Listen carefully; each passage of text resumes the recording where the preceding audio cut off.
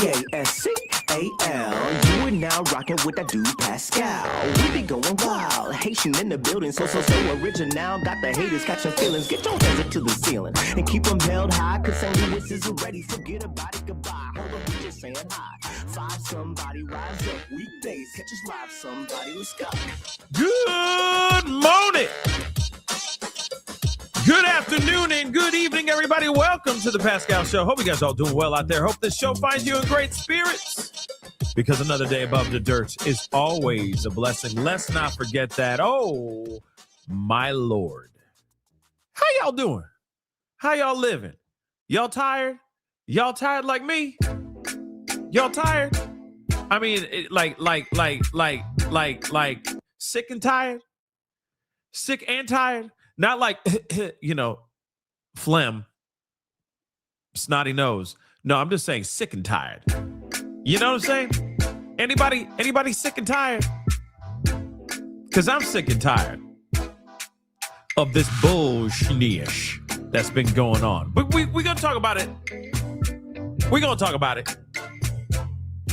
We're going to talk about it and then some. So please do me a favor before we get into everything, because there's like it's a lot of WTFs going on right now.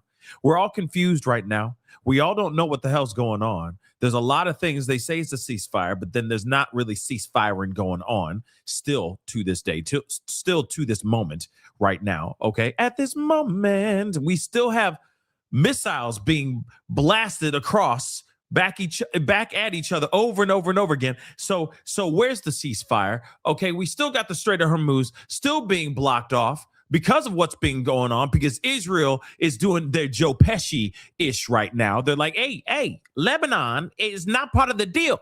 You understand? Then it's not part of the deal. They keep on saying I'm a freaking clown. So we still got that going on as well. Ceasefire, my mother-loving... But anyway, guys, we got some things we got to get into. So before we get into all of this, please do me a favor. Hit that like button down below. Crush it, do what it do. Hit that reaction button if you're watching on these other platforms. If you are watching on these other platforms like Facebook, X/, Twitter, Instagram, TikTok, Rumble, Twitch, kick that follow button. Hit it. Do not forget to hit that subscribe button right here on my YouTube channel. Please and thank you. Subscribe. Hit that notification bell right here on my YouTube channel and set it to all so you know whenever I go live, whenever I upload. That'd be greatly appreciated. Hit that join button down below. Become a member. Support the channel if you can. That'd be also greatly appreciated. If you want to support the channel even further, go check out my Patreon right here in the ticker down below. If you want to support the channel in that way, that will be also appreciated as well. And of course, you can always check out PascalMerch.com. Go check it out. PascalMerch.com. We got some really great stuff over there. PascalMerch.com. Okay, guys. So we got some things we have got to get into. All right. Now, let me just say this. I'm going to ask a question right off the bat, right out the gate. I'm going to ask y'all this question. Is this a W for the U.S. or is this not a W for the U.S.? As you guys already know, yesterday, Trump went to Truth Social early yesterday and said he was about to destroy all of civilization in Iran. Anything that they knew as they know it was about to be wiped off the face of that earth, okay, off of that land out there in Iran. And everybody, including myself, we all got worried, okay? We were all terrified, absolutely terrified. And of course, we all were wondering what is going to happen at the end of the day when 8 o'clock Eastern Standard Time comes, when the deadline, when the clock that people had. There was a countdown all day yesterday of people thinking that doomsday was coming. At 8 p.m., as soon as it got off, as soon as it turned to 8 p.m. Eastern Standard Time, that all hell was going to break loose. And then all of a sudden, out of nowhere, about an hour and 15 minutes before the deadline was supposed to pop off, we get some random deal that happens between, well, actually, it was Pakistan that actually turned up and said, hey, listen, let's work out a deal. We don't want carnage. Can't we all just get along? Rodney King. And Trump said, I'm fine with that deal, as long as they're cool with that deal.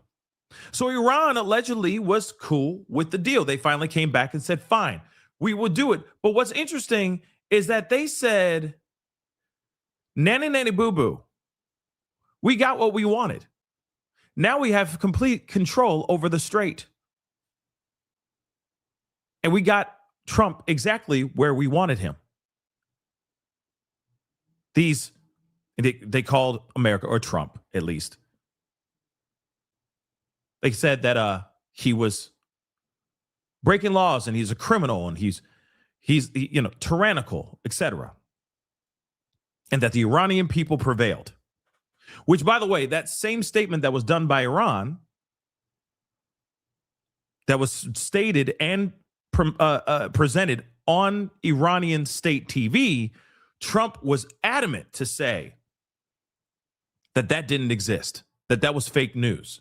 When in actuality, it really was a statement done by the Iranian regime. They really did say what I read, that long, lengthy, run-on sentence of a statement last night. We read it. It was read, it was said, and it was done by the Iranian regime, saying, we won. We are resilient, and the Americans are weak. Now, what's interesting is the reaction that I've been seeing online. A lot of people are feeling some type of way about this because it's kind of weird. It's kind of like, all right, then, like, do you want war? Did you want complete annihilation? Or did you want peace? I'm going to be real. I'm asking you guys this because it's funny because I'm seeing it on both sides of the aisle. A lot of people are upset about this ceasefire, that this ceasefire wasn't truly a solid deal, not a deal that seems like is going to benefit the people outside of Iran. You see what I'm saying? Only the people of Iran seem like they're getting gains, bro, out of the situation. They're getting gains, bro, right? But not any person, any country surrounding Iran. So you now are seeing people are pissed. Because here's the thing. It would have been one thing if Trump actually said, I'm going to destroy all civilization, right? Which is exactly what he said. And then they bowed to his will. And of course, we ended up becoming victorious and we ended up getting some sort of deal out of the situation, when in actuality, there is no deal set in motion. There is no action towards negotiations right off the bat. They agreed upon ceasefire, but they still have full control on who can go through the Strait of HORMUZ and who can't. That hasn't changed. That still hasn't changed. In fact, before I went live, there were reports of Iran actually still blocking off the Strait of HORMUZ. Solely because of what Israel is out here doing. Because Israel out here acting a doggone fool. They agreed upon ceasefire. And Israel said, well, we agreed about this, but we didn't agree about that. Take a look at this. This is crazy. In Israel, remember what we heard, and someone brilliantly mentioned in the chat yesterday, and it's very true. Israel has there is a complete background story here where it would make complete sense for Israel to go rogue. And it sounds like Israel is going rogue, but Trump isn't going to Netanyahu and saying, yo, bro, chill. We have a ceasefire. Nope. Apparently, they're sitting there saying, well, you have a ceasefire with Iran. We ain't got one with Lebanon. So we going to keep on bombing and we going to take it over. That's literally what's going on right now. And Trump's going, okay. He's not even sitting there going, nah, man, I'm your big brother. No, Israel. No, shame. No, don't do that. He's not even doing that thing like, you're training your cat from jumping up on the dinner table. He ain't even pulling out the little water bottle, spraying him with a water bottle in his face. You know what I mean? Psst, psst, no, Fluffy, no. Down, Fluffy, not on the dinner table, right? Not even doing that at all. He's just like, okay. That's it, y'all. Insane. Take a look at this. In Lebanon, there's no let-up to the war. This Wednesday morning, an Israeli strike destroyed a building in the southern city of Tyre, following a warning from the IDF to evacuate. And earlier on Tuesday, emergency workers scrambled to extinguish fires and assist the wounded after a strike in Sidon. Several people died in the attack. The hit to the coastal city came shortly ahead of US President Donald Trump's announcement of a planned temporary ceasefire. Initially, it appeared as if Lebanon would be covered by the deal, after a tweet from Pakistan's Prime Minister.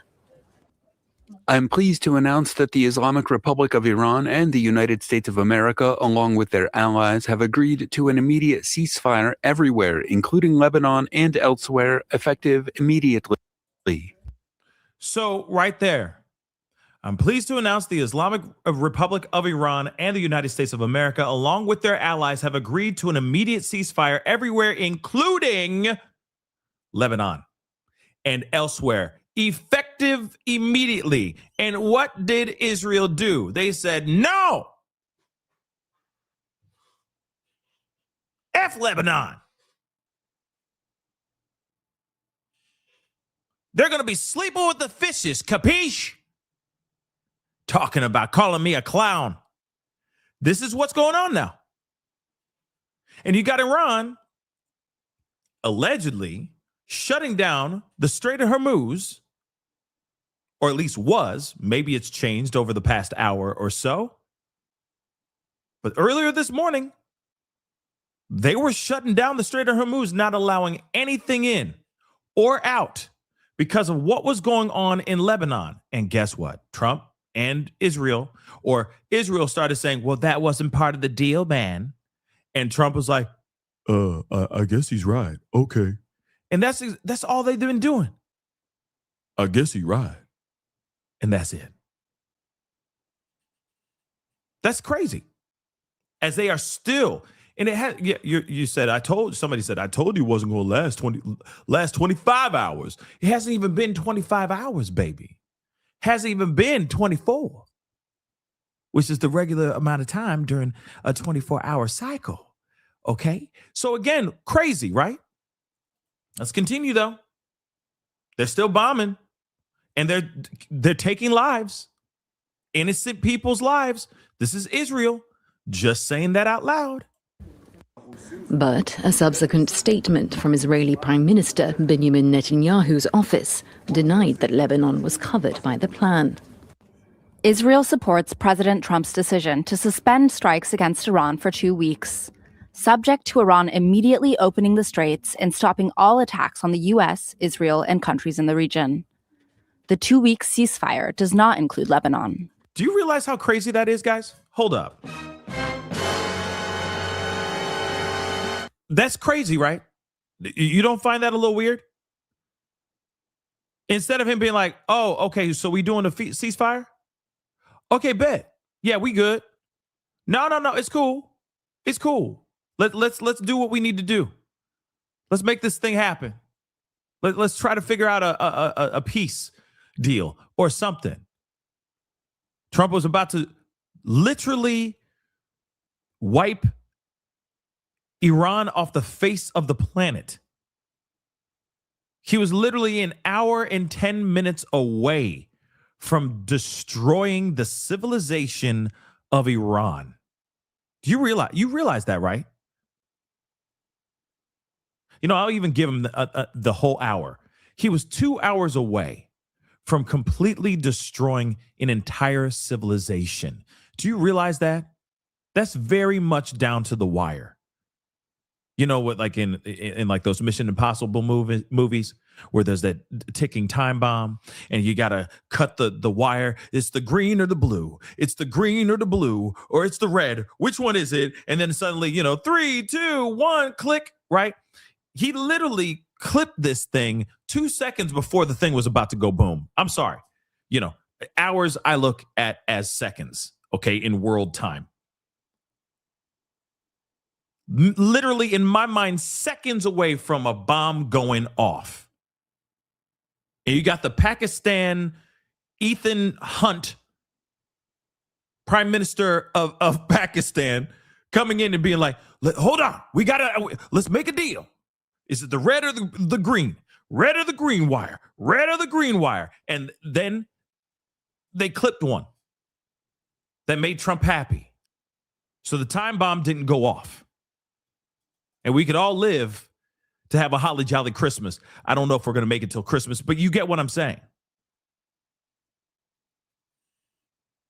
All of that work to do a ceasefire, and Netanyahu, of all mother-loving people, is now sitting here saying, well, that 2-week ceasefire does not include Lebanon, so we're going to keep on dropping bombs on it. We just going to drop most bombs, so I don't care. Like, that's crazy, right? Am I the only one who sees that? It's a little bit insane.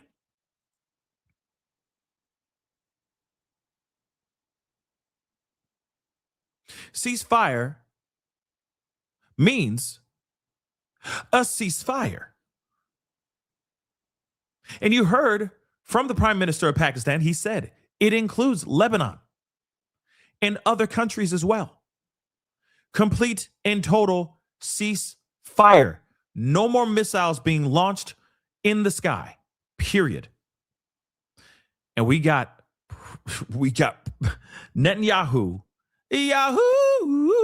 out here saying, nah, man, it applies for all that other BS. But right here with this Lebanon-ish, we are cooking dough, okay? We been cooking on this mother-loving land with Lebanon. We ain't gonna let up. Are you out your mother-loving mind? Hell no. That ceasefire for damn sure does not include Lebanon. So shut up. We gonna keep on bombings. Yeah, we talked about that last night, Derek. Okay, we talked about this last night, baby. Joe Kent himself said Israel might go rogue, might go against these wishes. And guess what happened? That's exactly what we're seeing right now. Ain't that about to shut your mouth? Since the war began, Israel has increased its bombing campaign against what it says are Hezbollah targets. Israel sent ground troops into Lebanon on the 2nd of March and says it plans to maintain a presence in the south of the country as a buffer zone, even after the war is over. More than 1,500 people have been killed in the war between Israel and Hezbollah, and more than 1 million people have been displaced. Over 1.5 million people have been displaced in southern Lebanon. They're literally putting together, erecting tents on soccer fields right now, or, for those of y'all who are across the pond, football fields, on the pitch, love. They're all doing tents on freaking soccer fields. This is what Israel's doing to the people of Lebanon right now. And Trump is saying, it's cool. It'd be fine. It'd be fine. Huh? That makes no sense to me. That makes no sense. Take a look at this. Like I said, it's just getting thicker than a snicker. How about this? Hold on. What is it?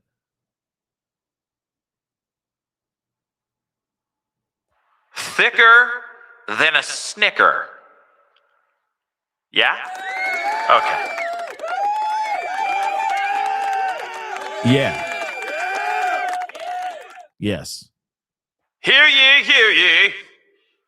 Things are getting thicker than a Snicker.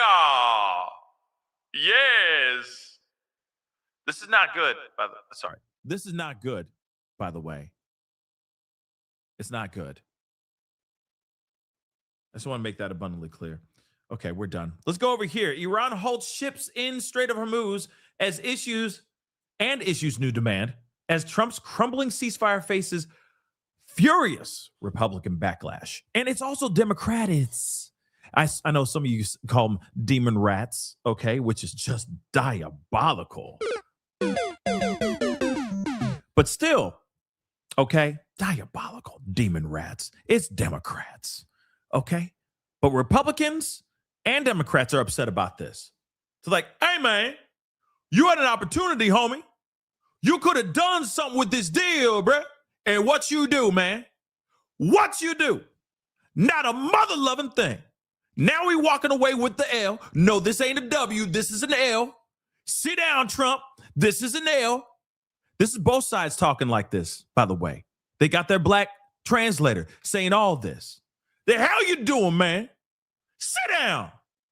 Take several seats. You know what I'm saying? The people are mad.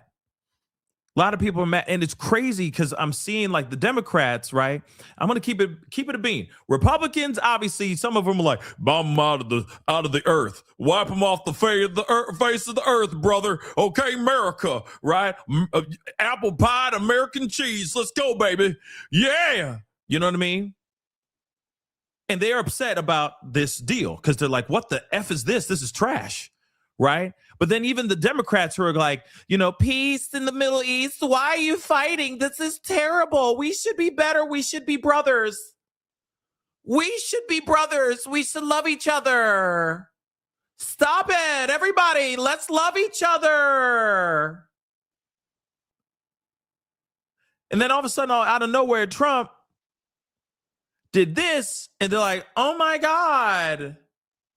You could have done so much better with this. You totally lost, Trump. Now you are absolutely crazy. Look at this man. You see, he's crazy. He's crazy. He's crazy. Now they're saying that, which it makes sense, but it doesn't at the same time.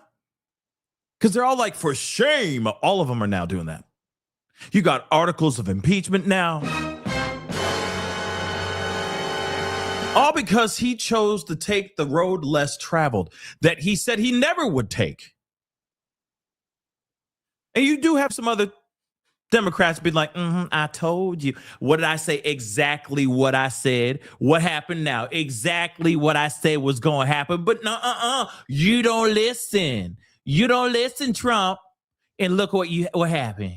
You painted your ass into a freaking corner. Your ass is between a rock and a hard place. And what did I say? Exactly what I said before. What happened now? Exactly what I said before. Sit down. So you got all that going on. People mad. People big mad. I get it. Trust me. I get it. But it's pretty insane. You got Democrats who are being like, no to the war. And then he makes this deal, which is trash. And then they go, why did you make this deal? It makes no sense. You understand? Are you picking up what I'm putting down? Can you smell what the Rock is cooking? Do you understand what I'm saying? Like, I get the Republican side, you know? They're like, you better make this better be the best move ever. If you're going to annihilate them, annihilate them. But if you get a deal, better make that deal dope as hell. And then we don't make a deal. There's not really a deal. And you got them running off and twisting their evil mustaches going, ha, ha, ha, ha. You know what I mean? We won again. Once again, their plan has been thwarted by the amazing Iranian regime. That's what we're seeing. And the Republicans are like, oh, son of a... angry. But that's funny because even the Democrats are doing the same doggone thing. Yet the entire time they're screaming, no war, just peace. Am I the only one who's noticed that?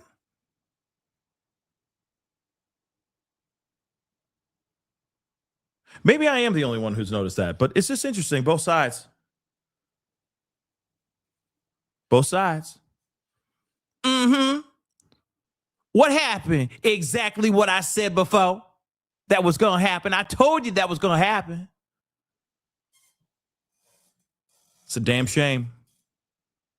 Deals could have happened. A better deal could have happened. But it didn't. It didn't. But here's the other thing, though, too. I'm just going to throw this out here for you guys to think about this for a second. Would this have happened? Would a better deal have been presented and put on the table in time before the doomsday clock ran out?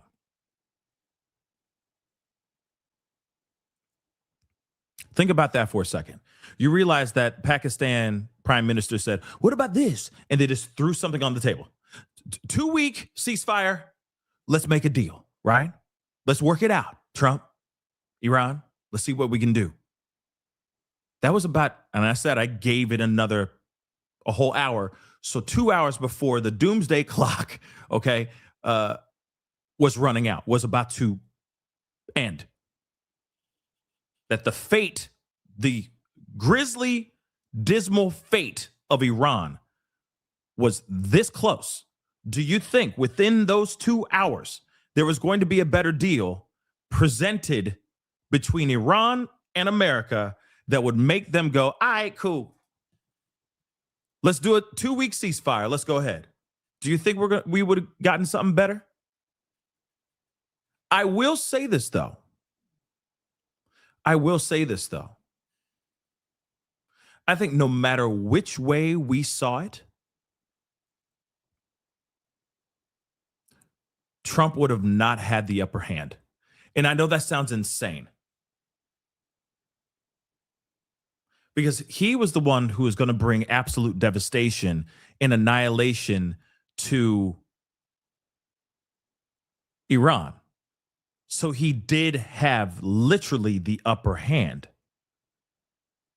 But in a way, this is going to sound crazy, but in a way, it sounded like he really didn't want to do what he said he was going to do, but he already painted himself in a corner. He was already between a rock and a hard place, like I said before. And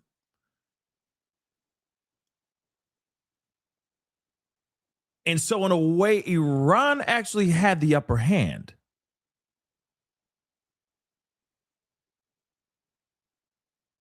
You see what I'm saying? Because Iran is like, you know what? If you're going to do what you're going to do, go ahead. Make all hell break loose. Commit some war crimes. We dare you. We ain't budging. If you want to destroy all these infrastructures and all that we work for, go ahead. And Trump's like, don't make me do it. Don't make me do it. And then finally they gave a deal. He's like, fine, I'll do that instead. Because I don't want to kill everybody. You see what I'm saying? It's weird, right? He had the upper hand. He really did. And then he kind of dropped the mother-loving ball.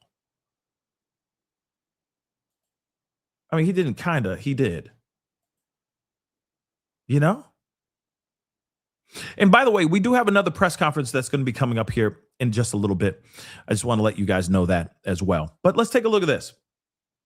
So Iran has halted oil tankers transiting the Strait of HORMUZ, launched a drone strike on a key Saudi oil pipeline, and demanded Israel cease its attacks on Lebanon as Trump's ceasefire deal faced a furious backlash from his own allies.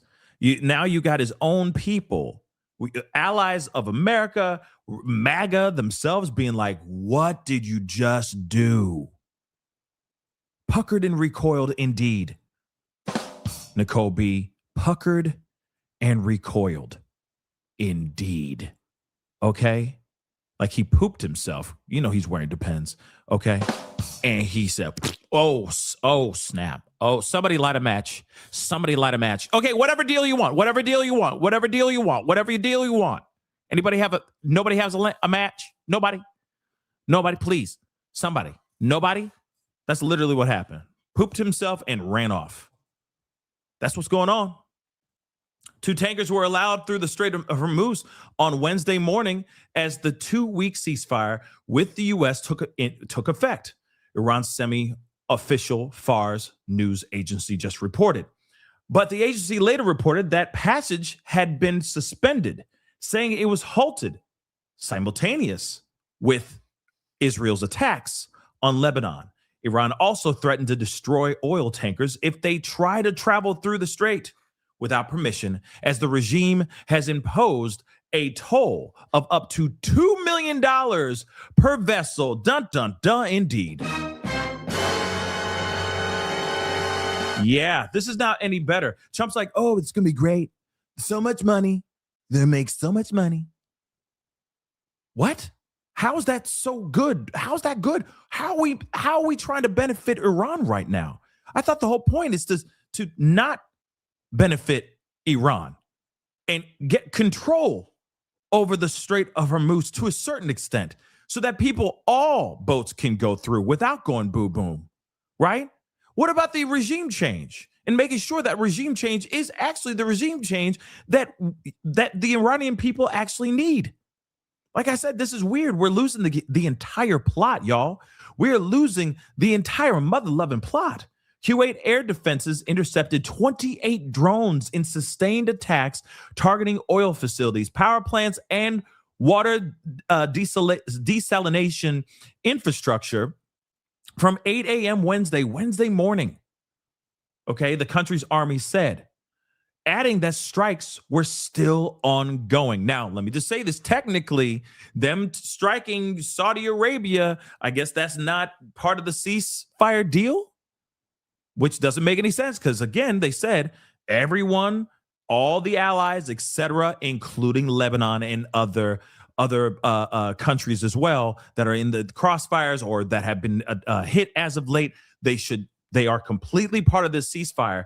And of course, Iran's like, well, if Israel's going to keep on launching missiles, we're going to keep on launching missiles too. So we're still in a conundrum. You see what I'm saying? We still in a cluster F. So much for the ceasefire, guys. So much for the ceasefire.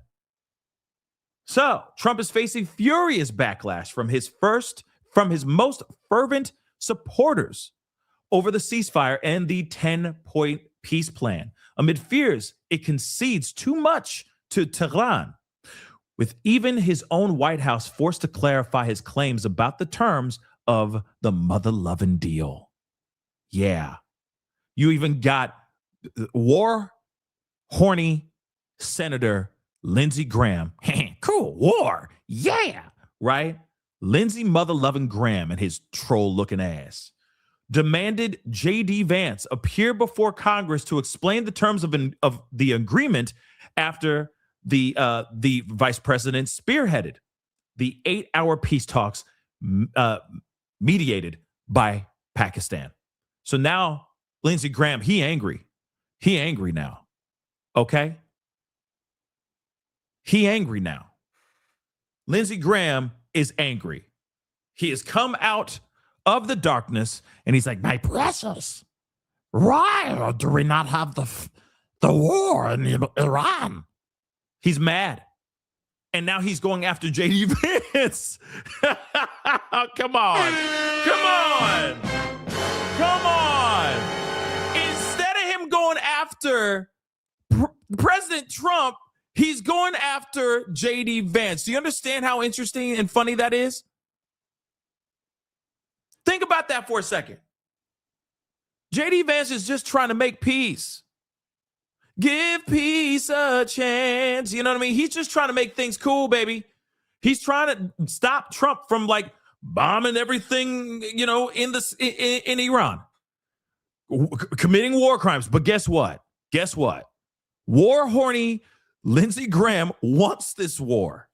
Don't forget that. He's like, oh, in the corner. Keep saying pounding. Keep saying pounding. Say it one more time. Say it one more time. And instead of being like, yo, Trump agreed to this peace agreement, to this ceasefire agreement, instead of him actually going after Trump because he's scared.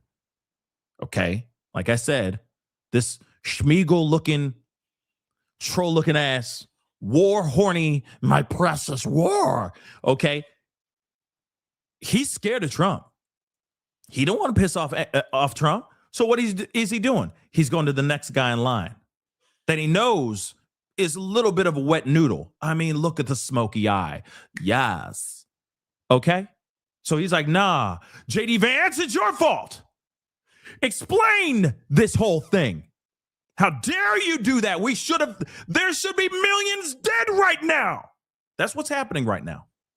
Lindsey Graham wants to see that whole entire country annihilated. He wants us to fly in there, take that gold, or that gold, liquid gold, and annihilate all these people, all the civilians out there, destroy civilization, take them back to the Stone Age. He was getting very, very aroused by that idea, okay? Because that's his weed whacker getting limp. Okay, because it didn't happen. And now he's mad. So, of course, now he's turned on JD Vance of all people. Angry as hell. The supposed negotiation document, in my view, has some troubling aspects, but time will tell, Graham said on X. I look forward to the architects of this proposal, the vice president and others, coming forward to Congress and explaining how a negotiated deal meets our national security objectives in Iran. By the way, what were the national objectives, like security objectives in Iran? What were they? Because there's been so many different plots to this story. There's been so many different angles and so many different reasons why we were over there in the first doggone place.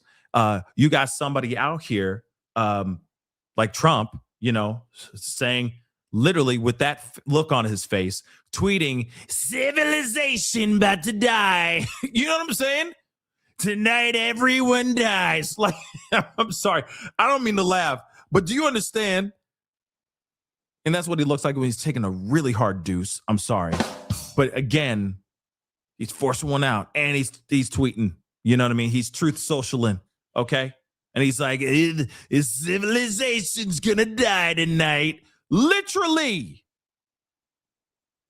What do you think JD Vance is gonna do? He's gonna try to do as best as he can to stop Trump from committing a war crime, multiple war crimes. You understand that? Or starting WW Trace, baby. And here's the other thing.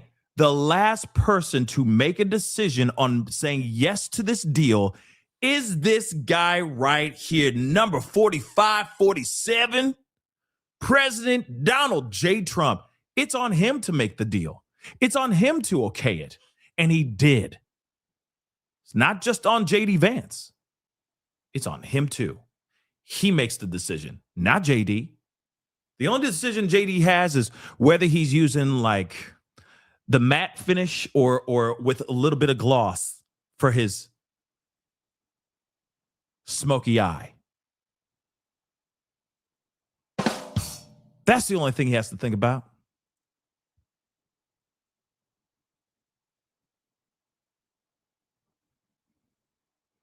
A civilization's gonna die. Like, who says that? Even the funny mustache man has never said that. Has never said that. Although he has done a lot bad. A lot bad. Funny mustache man. You know who I'm talking about. Okay?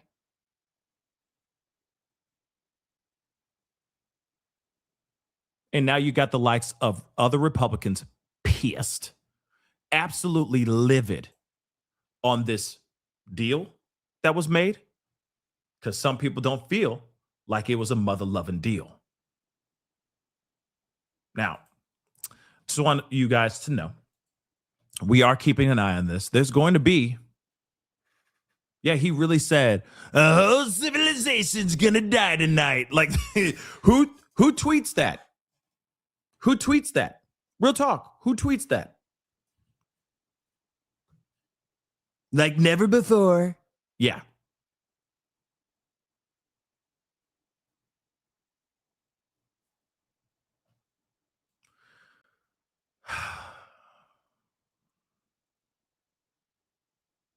Bellicel, I'm going to describe this too because I know you're in UAE and I appreciate you being out there. Stay safe, and I appreciate you giving us updates out there. So thank you so much for the super chat. I appreciate it. Hi, Pascal. Hello. Hopefully you're well and safe somewhere very far away and safe. Today's ceasefire update. We successfully intercepted a total of 17 missiles and 35 mother-loving drones. That is insane. So much for a ceasefire. Like I said, it just doesn't make any sense. The amount of missiles that are being launched when they say that there's a ceasefire, but then there's not. There's been Iranian state TV also saying, oh, America thinks there's a ceasefire, but oh, no, there's not. Unbeknownst to them, there is no ceasefire. I mean, literally, that's what's happening right now. They are still shutting off the Strait of HORMUZ. Sure, 2 boats were able to go through the Strait of HORMUZ, but then they got shut off. Then the Strait of HORMUZ got shut off. And now each boat that goes through the Strait of HORMUZ has to pay an upwards of $2 million, y'all, just to get through. This ceasefire deal is not at all what I think any of us were expecting. And you still have the likes of them celebrating. Real talk. Let's hear some more lies. Before I discuss the ceasefire, hit the like button. I have a quick update from the First Lady of the United States. Yesterday marked the very first conviction under the Take It Down Act, landmark legislation that First Lady Melania Trump played an instrumental role in getting passed that protects victims from non-consensual AI-generated sexually explicit images, cyber stalking, and threats of violence. This is a huge achievement for the First Lady, and I know the President is very proud of his wife's efforts in getting this critical legislation passed to protect America's youth. So we thank the First Lady for her efforts, and we hope that others will report on this historic conviction yesterday. With respect to the 2-week ceasefire announced by President Trump last night, this is a victory for the United States of America that the President and our incredible military made happen. From the very beginning of Operation Epic Fury, President Trump stated this would be a 4 to 6 week military operation to dismantle the military threat posed by the radical Islamic Iranian regime. Thanks to the unbelievable capabilities of America's war fighters, the United States has achieved and exceeded those core military objectives in just 38 days. The U.S. military destroyed Iran's defense industrial base, crushing the regime's ability to manufacture weapons that they and their proxies use to maim and kill Americans and terrorize the world. Iran's ability to build and stockpile ballistic missiles and long-range drones has also been set back by years compared to where it was 6 weeks ago prior to the launch of Operation Epic Fury. We destroyed the vast majority of Iran's ballistic missiles, launcher vehicles, and long-range attack drones through more than 450 strikes on ballistic missiles and approximately 800 strikes on Iran's drone launching units and storage facilities. In total, more than 13,000 targets across Iran were struck. Again, this is in the matter of just 38 days. Meanwhile, the Iranian Navy was completely annihilated. The United States destroyed more than 150 naval vessels in total, including 16 entire classes of Iranian warships. Despite once being the largest undersea force in the Middle East, Iran now has 0 submarine vessels. 97% of Iran's once massive inventory of more than 5,000 naval mines has also been targeted and destroyed. Iran's air forces are functionally and operationally irrelevant at this point, after the United States maintained total air dominance over their country for weeks on end. To underscore the significance of this, before Operation Epic Fury, the Iranian Air Force would fly between 30 to 100 flights per day. Today, that number is 0. Iran's ability to fund and support its terrorist proxies has been greatly reduced.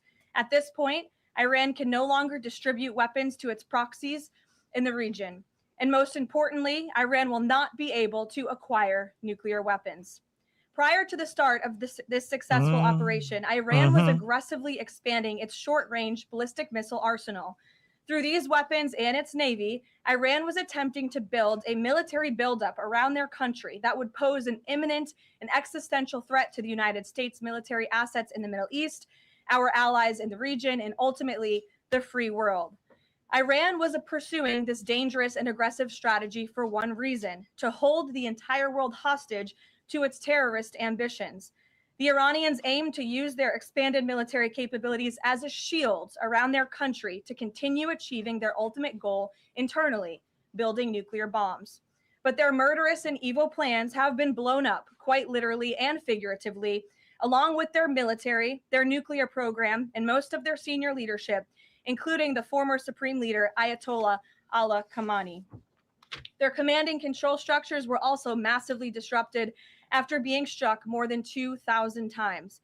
Many of their remaining leaders are paralyzed in fear and no longer enjoy the freedom to move around their country freely and meet openly. Thanks to the unmatched excellence of our warriors at the direction of the Commander-in-Chief, the world has just witnessed a historically swift and successful military triumph. President Trump started Operation Epic Fury with strategic military objectives, and the United States has clearly achieved them. As we mark this progress, we also remember and honor the 13 American heroes who laid down their lives in this noble effort. I know President Trump and our grateful nation honors their ultimate sacrifice, and we will never forget them. May God bless their families. The valiant efforts of all of our incredible service members created maximum leverage for the President of the United States, allowing he and his leadership team to engage in tough negotiations over the past couple of weeks that have now created an opening for a diplomatic solution and long-term peace in the Middle East. The President's maximum pressure and the leverage created by the success of Operation Epic Fury led to the Iranian regime asking for and ultimately agreeing to a ceasefire proposal with the United States. Iran could no longer tolerate being bombed or taking the gamble of what was to come following President Trump's 8 p.m. deadline last night. Iran has agreed to open the Strait of HORMUZ, and as the president said, we have received a proposal from the Iranians that has been determined to be a workable basis on which to negotiate. I've seen a lot of inaccurate coverage today from the media about these negotiations and these plans already. So let me be clear and correct the record.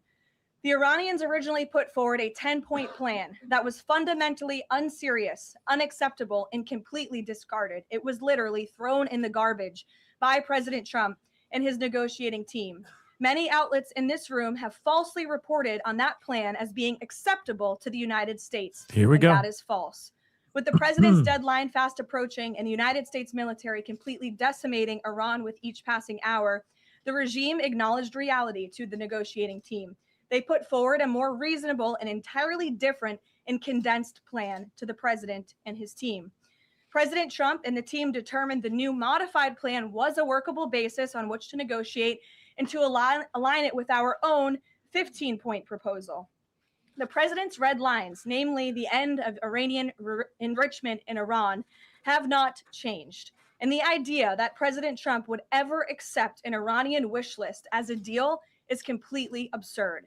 The president will only make a deal that serves in the best interests of the United States of America, and he as a negotiating team will focus on this effort over the next 2 weeks, so long as the Strait of HORMUZ remains open with no limitations or delays. These extraordinarily sensitive and complex negotiations will take place behind closed doors over the course of the next 2 weeks. I would strongly advise the media against running with narratives that have no basis in fact.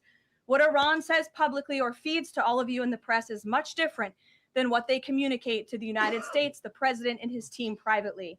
Never underestimate President Trump's ability to successfully advance America's interests and broker peace.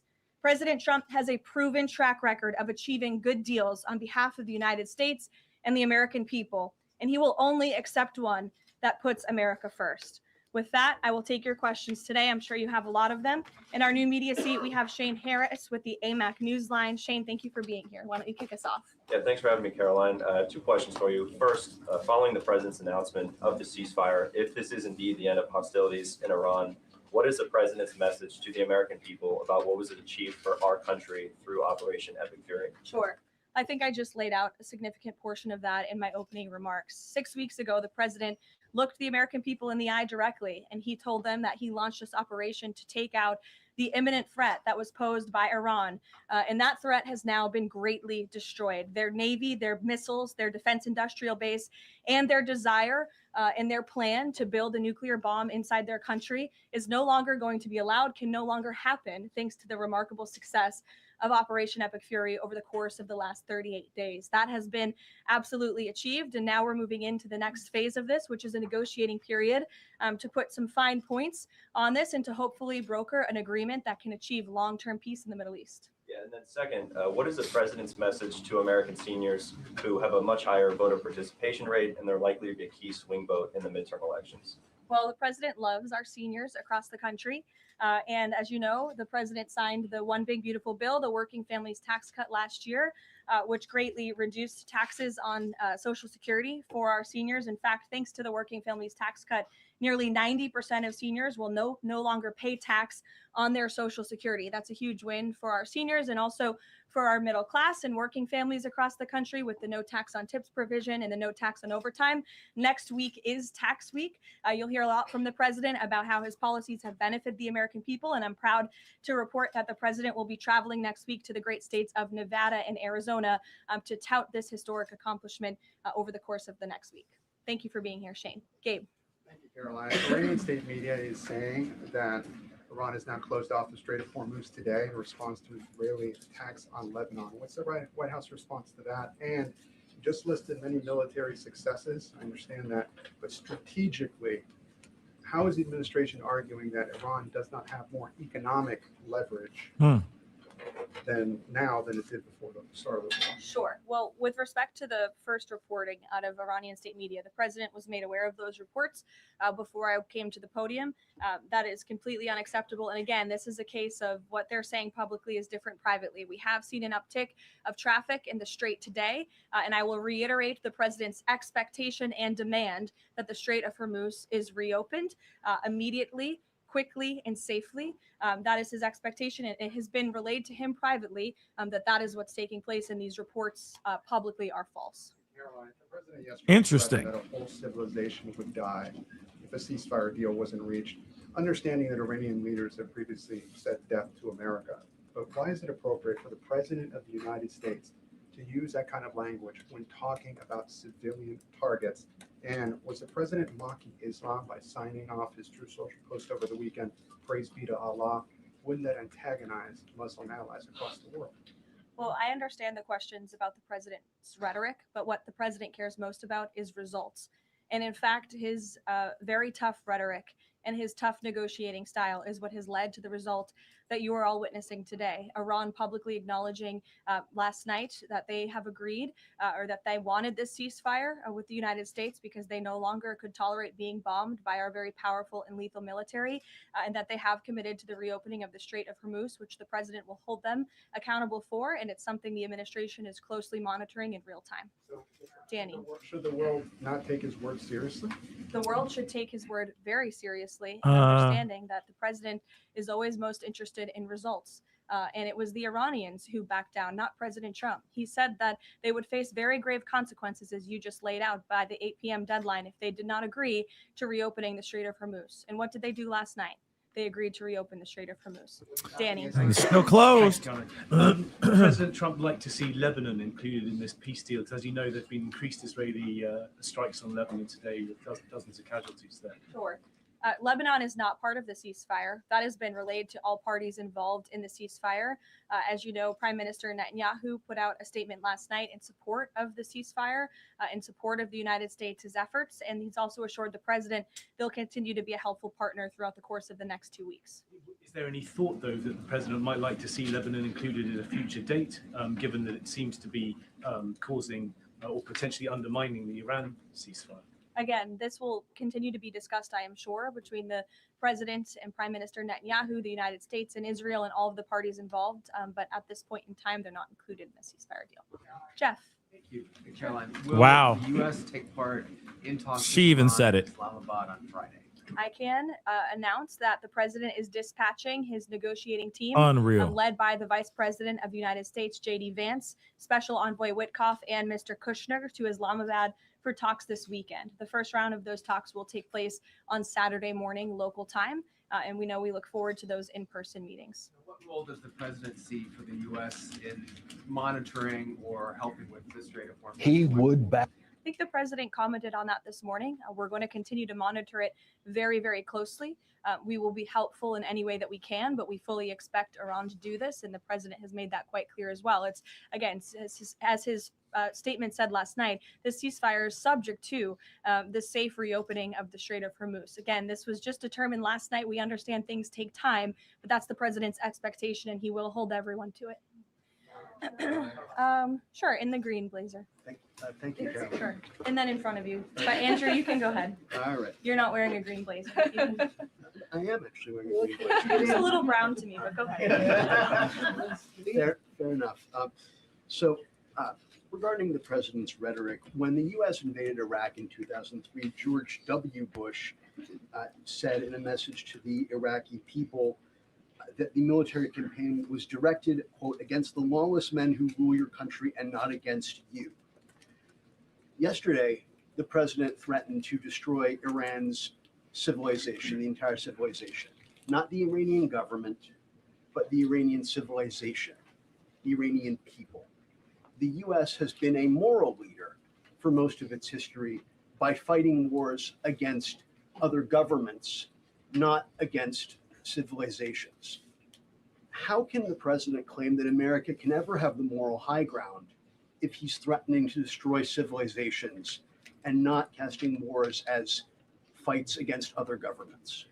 Andrew, I think you should take a look at the actions of this president over the course of the past 6 weeks and the actions of our brave men and women in our United States military who have taken out essentially taken out the military of a rogue Islamic regime that has chanted death to America for 47 years, that has killed and maimed thousands of American soldiers over the course of the last 5 decades.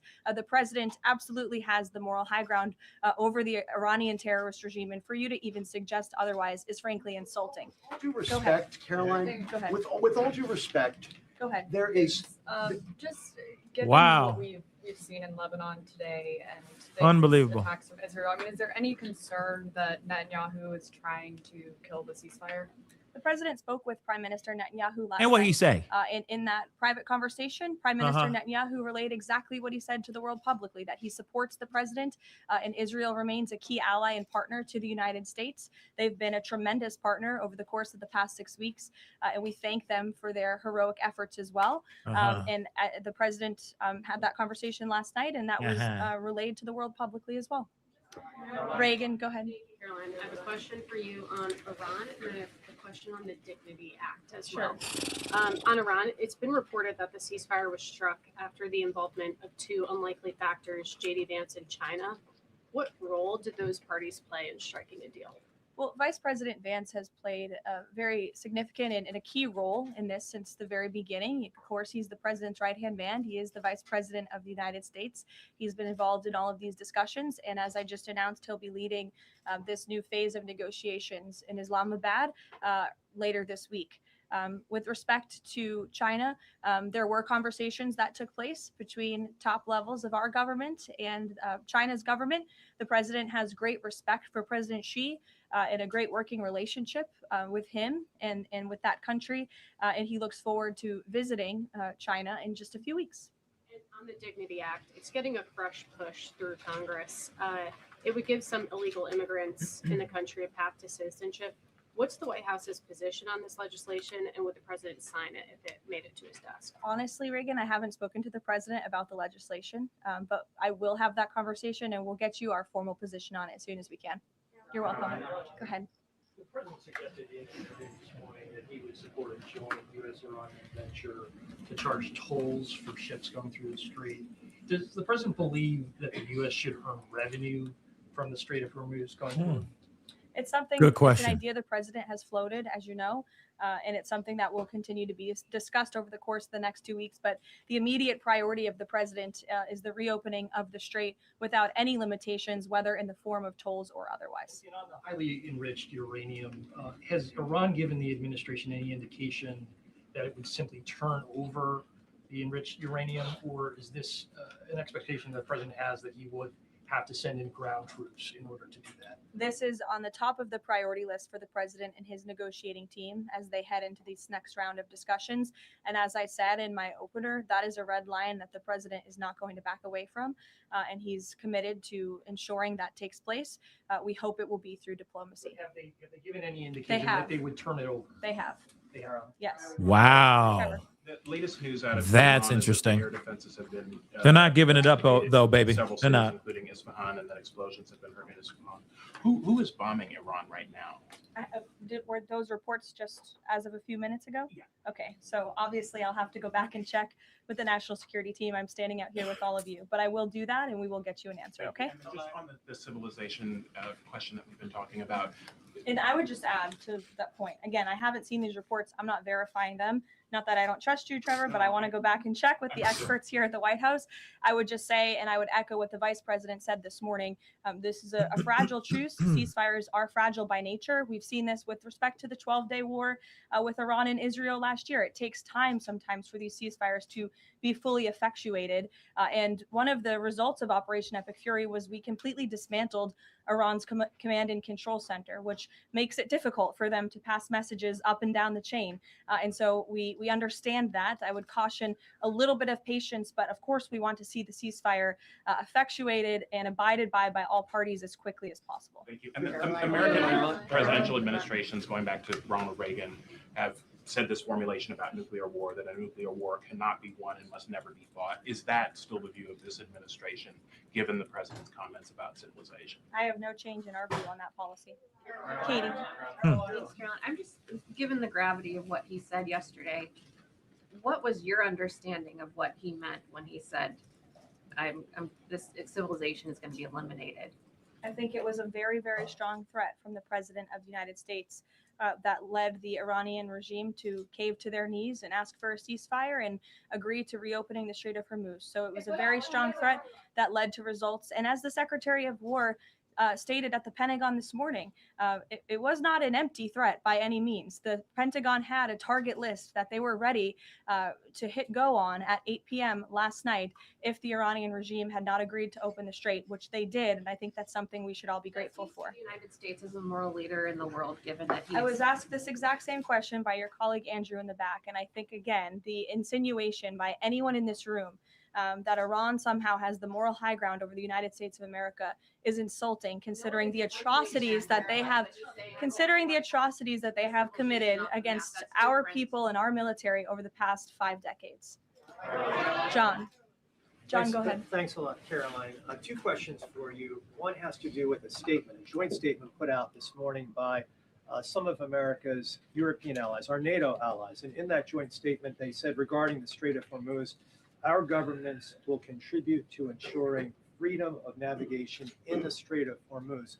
What's the administration's reaction to that joint statement? Does that smooth things over when the president meets with NATO Secretary General a little bit later this afternoon? I have a direct quote from the President of the United States on NATO, and I will share it with all of you. They were tested and they failed. And I would add, it's quite sad that NATO turned their backs on the American people over the course of the last 6 weeks, when it's the American people who have been funding their defense. As you know, President Trump will be meeting with Secretary Ruta in a couple of hours here at the White House, and I know he looks forward to having a very frank and candid conversation with him. And then secondly, in regards to this conflict, 38 days, as you pointed out, President Trump has said that there's been regime change. Has that regime change led to more freedoms for the Iranian people? I think that's a question that's being asked a little bit too early, John, and we hope that is the case, but it's something that has yet to be seen. Eamon. Caroline, on this question of tolling by the Iranians in the Strait of HORMUZ, I've heard you talk about a number of red lines that the president has in this negotiation, but I haven't heard you say that Iranian tolling in the Strait of HORMUZ is a red line. Would it be acceptable to the United States at the end of all this if the Iranians are able to charge tolls in the Strait of HORMUZ? I think the president was very clear and simplistic in his language last night in his Truth Social post, where he said that this ceasefire is subject to the free, safe, and immediate reopening of the Strait of Hormuz. That's very plain language, and it should be taken at face value. I mean, free Carrie. charge? Carrie, go ahead. Without limitation, including tolls, yes. Carrie. Quick follow-up on the tolling. Why would the U.S. Allow Iran to collect tolls in the Strait of Hormuz? That's not something that we've opposed for a number of years now. Again, that's not something we've said that we've definitively accepted. The joint venture is something that was proposed by the president, but he was very clear in his statement last night. He wants to see the strait reopened immediately without limitation, and that's something we're going to hold them to. Yes, in the blue. A second question on family and friends in Iran. I myself am Iranian, and I've been talking to them through the blackout. One of my family members yesterday said goodbye to me. So what message should we be sending Iranians when they message me saying, what should they be doing right now? How should they stay safe? Because they really don't know what to do. I think the president's main priority and my main priority as his spokeswoman is to make sure that clear messages are sent to the American people, of course, which is my job today. With respect to the Iranian people, the president, has taken out the imminent threat that was posed by their military to the United States, to our allies in the region, to our forces in the region.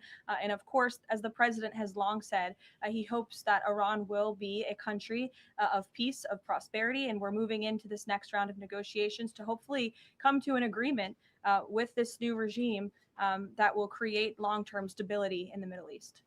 He has said that they should stay inside of their homes and also take back their country. So there's a contradiction there. So how do you address that? Again, we're moving into this next round of negotiations with the remnants of the regime and those that we are speaking with now to hopefully reach a place of peace long-term for the region, and that includes the Iranian people as well. In the blue, go ahead. Thank you. The White House posted the statement from the Iranian government that passage in the Strait will be coordinated with Iran's armed forces. As of today, who controls the Strait of Hormuz? Again, these statements were put out 12 hours ago. We expect that the Strait will be opened immediately. As I've said earlier, we have seen an uptick in traffic in the Strait, and it's something that we are monitoring minute by minute, hour by hour as the days go on. Who controls the Strait right now? One on the deportations of Iranian officials and then on the negotiations. Are there still security concerns about Vice President Vance being part of these peace talks, Steve Witkoff, Jared Kushner?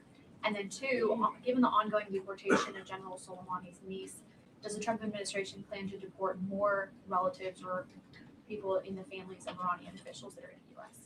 Certainly, anyone who is here fraudulently. I understand one of the individuals who their visa was revoked by Secretary Rubio and they were deported by ICE. They had a fraudulent asylum claim. That's against the laws of the United States. So anyone who is here illegally or fraudulently is subject to our nation's immigration laws and will be removed from our country. And I know this continues to be a top priority for the State Department, working in conjunction with the Department of Homeland Security. With respect to the safety of the Vice President, we fully trust the United States Secret Service to do their job, to keep the Vice President and the President's negotiating team safe. They do a tremendous job, and we fully trust them to do that. Caroline. In the back, go ahead. The President has said Cuba is next. What's the message to the American people regarding Cuba, and what can Cubans expect in relation to the statement? Well, look, I think when President Trump said that, and he later clarified after making that statement, that he meant the Cuban regime is bound to fall. Their country is very weak. They're in a very weak position economically, obviously, financially. The Cuban people are fed up with their government, as they should be. And these talks and discussions continue to happen at the highest level of our government. I don't have any updates or announcements for you with respect to Cuba policy today. Good to see you. Thank you, Caroline. Secretary Hegseth said this morning that U.S. troops would be sticking around. Can you expound upon that, what we should expect from U.S. troops in theater for the next 2 weeks and beyond? I would defer you to the Pentagon for any specifics on assets that have been in place in the Middle East, but take the Secretary at his word, and also the President has reiterated this as well in his own words, that we're not going to move anything immediately. Again, this is a 2-week ceasefire where we hope at the end and we expect at the end we'll have a good agreement between the United States and Iran, but in the meantime, we're going to ensure that our military is always at the ready of the Commander-in-Chief. I'll take a couple more in the back. Sure. Thank you. Thank you very much. Thank you. On NATO, I'll take your question. Go Thank ahead. you, Caroline. On NATO, can you tell me, is the United States still considering withdrawing from NATO? Is that still a possibility? It's something the President has discussed, and I think it's something the President will be discussing in a couple of hours with Secretary General Rutte, and perhaps you'll hear directly from the President following that meeting later this afternoon. Thank you, everyone.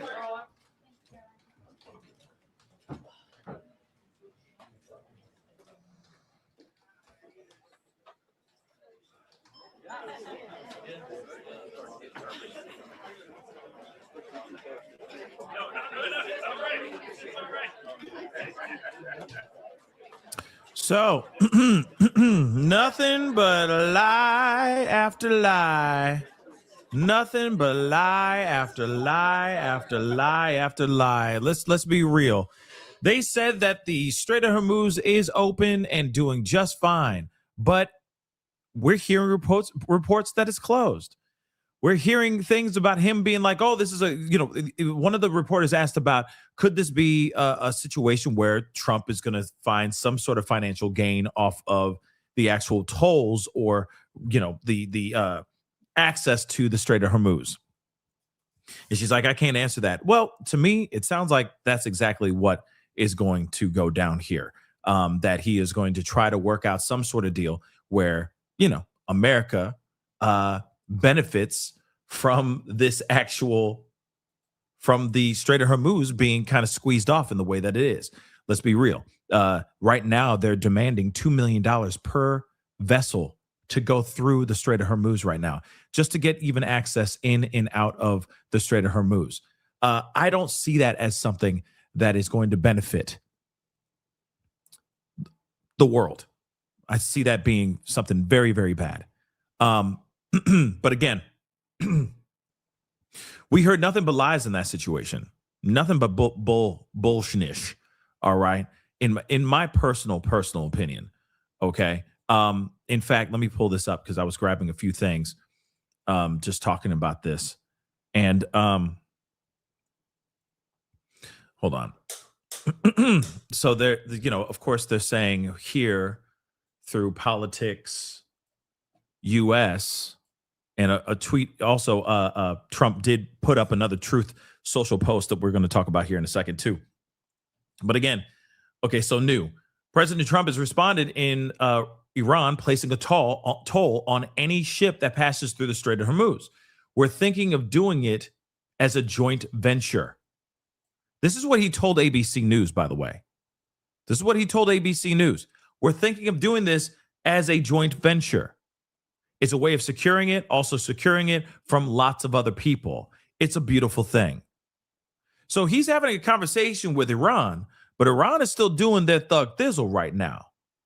Iran will demand shipping companies to pay, I think it's a dollar per barrel of oil. I guess $1 per barrel of oil in cryptocurrency for oil tankers passing through the Strait of Hormuz.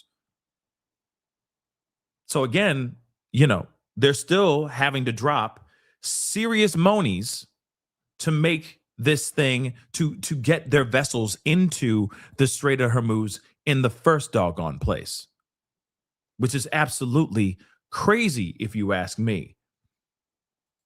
But again,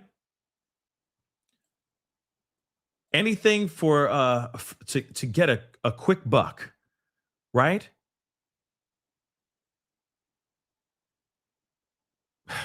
It's crazy. It's absolutely crazy. But nonetheless, we will see how that goes. Here's wow. Here's another video here too. Take a look at this. Benjamin Netanyahu rejects President Trump's ceasefire and says the war will continue against Iran at any time he chooses. Netanyahu says he will achieve his objectives through further military action under his command. We are ready to resume the fighting at any moment. Our finger is on the trigger. Look at this. I don't know if it's translated. This is just something I just saw. Let's take a listen. And Israel is stronger than ever. This is the bottom line of this campaign up until now. Let me say, there are still additional objectives for us to achieve, and we will achieve them either by agreement or by resumption of the fighting. We are ready to resume the fighting at any moment. Our finger is on the trigger. As you know, 2-week ceasefire has been announced between the U.S. and Iran. No, we were not surprised in the last moment, and I want to emphasize, this is not the end of the war. This is a step in order to achieve all the objectives, and Israel is strong. Guys, come on. What did we just hear from Caroline? What did we hear from Caroline? She just said ceasefire is actually happening. It just seems like maybe some of these certain parts of Iran still haven't gotten the full memo. They haven't gotten the memo yet, so on and so forth. Right? She just said that. She just said that. And now we're hearing from Benjamin Netanyahu, the Israeli Prime Minister, Benjamin Netanyahu, Bibi. And now he's sitting here saying, huh? I can start this fight anytime I want. We're going to continue fighting Iran. We don't give a damn. With or without America. That's what it sounds like. See, this is what's so confusing, because Iran is saying one thing, Israel's saying something different, and America is sitting there going, well, we just want to make money. Don't you find that a little weird? One side is saying one thing, another side is saying something completely different, and another side is just like, well, we might make some money off of this Strait of HORMUZ, so we win it here. What's the truth and what's not the truth? This is the ongoing problem. All right. Again, state media is already saying that Iran has shut down the Strait of HORMUZ. We just heard from Caroline saying that that is not true. What is the truth? What is the truth? Because there's a lot of people, there's a lot of situations going on still over the last hour. Okay? Like this. Breaking. Iranian regime has officially announced the closure of Strait of HORMUZ, citing massive Israeli attacks inside Lebanon, which we already know about that. Okay. And again, what's crazy is Caroline just said, hey, that the stuff that's going on in Lebanon has nothing to do with the ceasefire agreement. So if they're going to drop bombs, they're going to continue dropping bombs. So let them continue dropping bombs. What? Some of the largest Israeli strikes in Lebanon in recent history have taken place in the last 24 hours, risking the end of the U.S.-Iranian ceasefire. Yeah, but now they're sitting there, America, okay? America is now sitting here saying, we ain't in this. Our name is Bennett, and we ain't in it. This is between Israel and Lebanon. So if they want to continue shooting, if he wants to keep blasting Lebanon, by all means, go ahead. But if he starts exchanging missiles to Iran, then we got a problem. But shouldn't they give a damn about what's going on with Lebanon, the southern part of Lebanon? Millions of people, 1.5 million plus individuals are without homes. Houseless, as they would say. I guess that's the PC term. Homeless altogether, but look at all that carnage right there.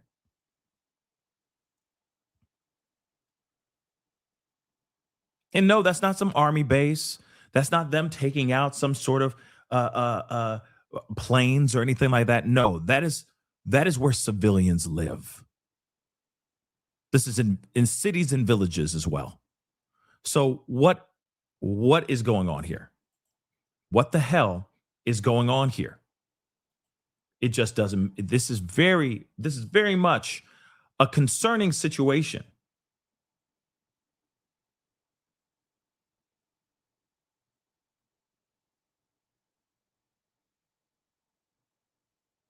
This is very much a huge situation. Let's take a look at this. Joining me now, Adil Haq, law professor at Rutgers Law School. With me here on set, Michael Weiss, editor of The Insider and co-author of ISIS, Inside the Army of Terror. So there we have it, Michael, and have had it through today. Both sides declaring victory in a war that we don't even know if it's over, but can both sides be right? Well, we don't even know what the terms are of the ceasefire, right? I mean, Donald Trump has now taken to Truth Social denouncing a CNN report which cited Iranian officials with 10 points of their own, saying this is all fake news and there's a federal investigation into who's leaking this and whatnot. For the last 5 hours or so, it's been a question, is Lebanon on the table in terms of a ceasefire? The Israelis said, nope, it's not. The Americans said, nope, it's not. But the Iranians seem to think it is and are threatening that, you know, if the Israelis don't stop pounding Hezbollah, they might continue hostilities themselves. So I'm as confused as I think everyone else is, to be honest. I know you're not supposed to say that on TV, but you know, I really don't have any sense of clarity. Trump says that there is, you know, a term sheet that everyone has agreed to, and that's what's going to be negotiated. And oh, by the way, J.D. Vance is not going to be the one to do it in Islamabad because of security reasons. So it's going to be the, you know, dynamic duo of Steve Witkoff and Jared Kushner. So are they saying that they're expendable, but J.D. isn't? They can go to Pakistan, but he can't. And remember, those guys didn't do such a bang-up job with the diplomacy going into this thing. And I don't think the Iranians are going to treat them with anything other than the utmost contempt, right? The juju before the ceasefire was announced was that actually JD had volunteered himself to be the interlocutor because the Iranians see him as the isolationist who is anti-war and the guy that they can make a deal with. But Kushner and Witkoff, I don't know. I mean, Adil, can I just say this really quick? Okay. And then we're going to get back into this video. And we do have some breaking news. It's in the true crime realm. Big breaking news that we need to talk about. I'm sorry, but we're going to take a little bit of a left turn in just a second, but it's a big deal. It's a very, very big deal. So get ready. Hold on to your butts. Okay. Cause this is absolutely crazy. It's in a little while. I'm not saying right now, but it is breaking news. It's big. It's a big deal. Okay. In the true crime world. But what does Jared Kushner have anything to do with this mother-loving ish? What the hell does he have anything to do with this? What does Jared Kushner, hold on, read my lips, okay? What does Jared Kushner have anything to do with the ish that's going on overseas? Why is he even in the conversation? He is not even part of the Trump administration. Sure, he is the son-in-law, right? Okay, he bumping uglies with Ivanka. Okay, he's making children with Ivanka. But at the same time, he is not, I repeat, he is not a part of the Trump administration. So what does he have anything to do with this whole conversation in the mother-loving first place, Mang?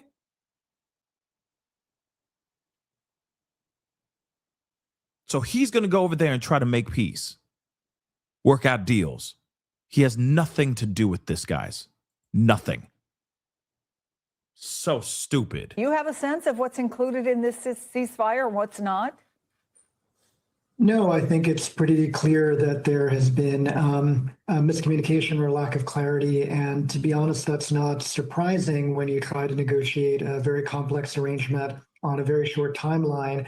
And the negotiators are afraid to even show their faces because they might be assassinated. So this is not how diplomacy is supposed to work. And we see the result is an agreement whose contours are very uncertain and which might collapse at any moment because of that uncertainty.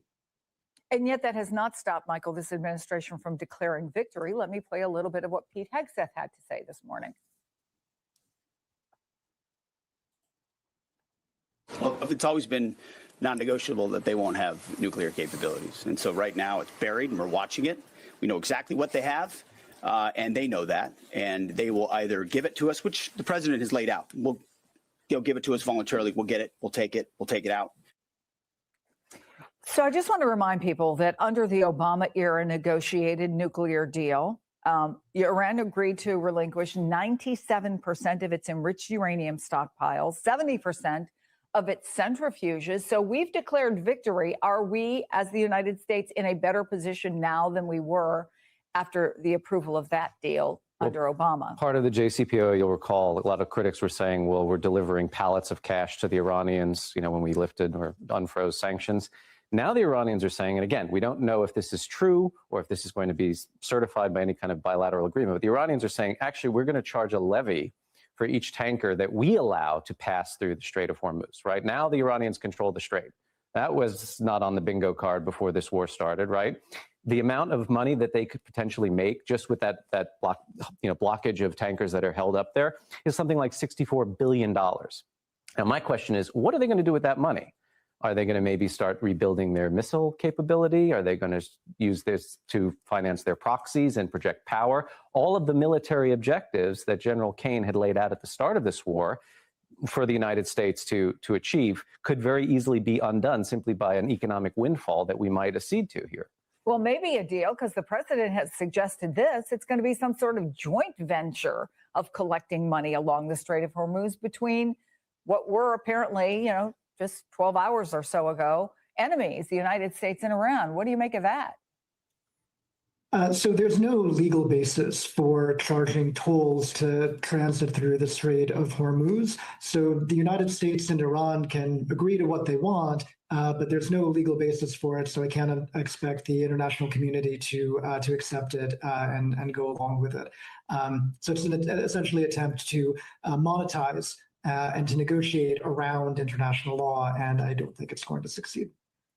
What are you going to be watching for, Michael, in the days to come, both from this administration and from Iran? Because, again, you have both sides declaring victory, and Iran shows no signs of being cowed. No. And if you talk to the Gulf states, they see no ceasefire in place, 12 hours or 20 hours later. I mean, the UAE, the Saudis have been pounded. Now, the question is this because of the lack of command and control? So in other words, the IRGC is launching drones and missiles because they haven't gotten the memo that there's a ceasefire in place? Or is it that Iran now knows Donald Trump is desperate to call this whole thing off and, in fact, engage economically in a joint business venture with the IRGC such that they can humiliate and pound the UAE and the Saudis and the GCC countries with impunity, knowing that the United States will not retaliate? You heard. Interesting, right? Hey, come on over to our side. You can make a whole bunch of money, Trump. Yes, I know this has been embarrassing and this has been really detrimental and terrible for the Republican Party. Really bad look, especially during the time where we're about to walk into midterms and all that. A really, really bad look. But hey, you know what? Let's work out a deal. We can stop bombing each other and all that. We can make some money. You can make some money while we make some money. We open up the Strait of Hormuz. You get a little off the top. And you pay no mind to us attacking all these other countries and, make their lives a living hell while you make some money. How does that sound? Remember, there was a conversation about Trump allegedly getting tired, like getting bored of this war.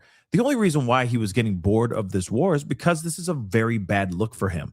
It's been a bad look since day one. He made a move. He thought it was going to be a successful move, and it wasn't. And then next thing you know, he was just between a rock and a hard place, like I said earlier. And he's been trying every which way to get out of this situation as quickly and as seamlessly as possible. And now there's a way out. They sent out some sort of ceasefire deal. He takes it as quickly as he could because he knew for a fact that if he was to pull the trigger on a whole lot of civilization is going to die tonight, if he did what he said he was going to do in that Truth Social post, he already knew that he was going to be in a whirlwind of trouble.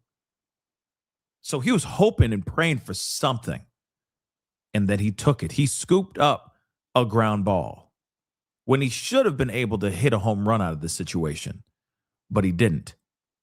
You see? Because Iran wasn't really shivering and shaking in their boots, it seems like. And now he's like, okay, I'll just take this. That's fine. Because I don't know. I don't want to do this, and I don't want America to look bad because that's going to make him look bad. And then if he was to start WW3, it would have been on him. You understand that? Do you realize that that would be forever in history books? No matter how many ways you try to change the story, the truth would be out there that he started WW Trace. And he started this whole war. This is how it all began. So again, with all this that's going on, right? It's almost in a way he had no other choice but to take whatever they could actually send his way.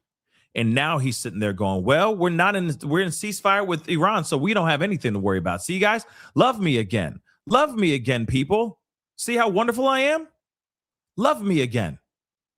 That's what he's hoping for. But he's not going to get that. People aren't going to forget this, what he put us through. And we're not even out. We're not even out of the clear. We're not even out in the clear yet. We are still in the fog of war right now. Hasn't even been 24 hours. And they're still shooting missiles and all that. So, of course, he's like, oh, yeah, let's do the toll thing. We'll make some great money. Oh, it's great money. Maybe we'll get a little piece of it. It's going to be great. It's going to be wonderful. Yeah, he most definitely did not want to pull that trigger.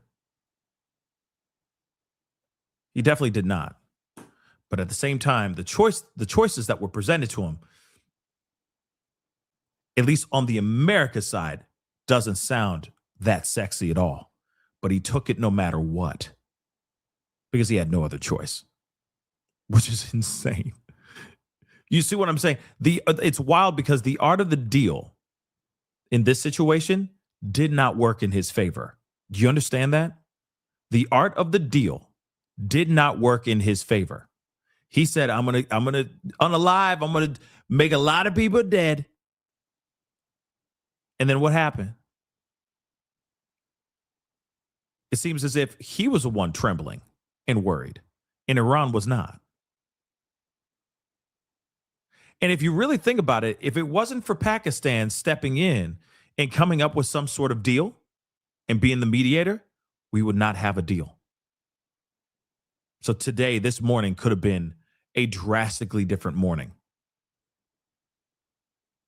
We could have been seeing nothing but ash in Iran. Like I said, the deal that he was trying to make happen, that he was literally trying to strong arm, it almost seemed like it backfired and he was strong arming himself. Ain't that wild? That's wild. Nothing I've ever seen before. Of the likes you've never seen. Never seen that before in my life. That's a new one. That's a new one. Pete Hegseth today was talking about this war in the past tense.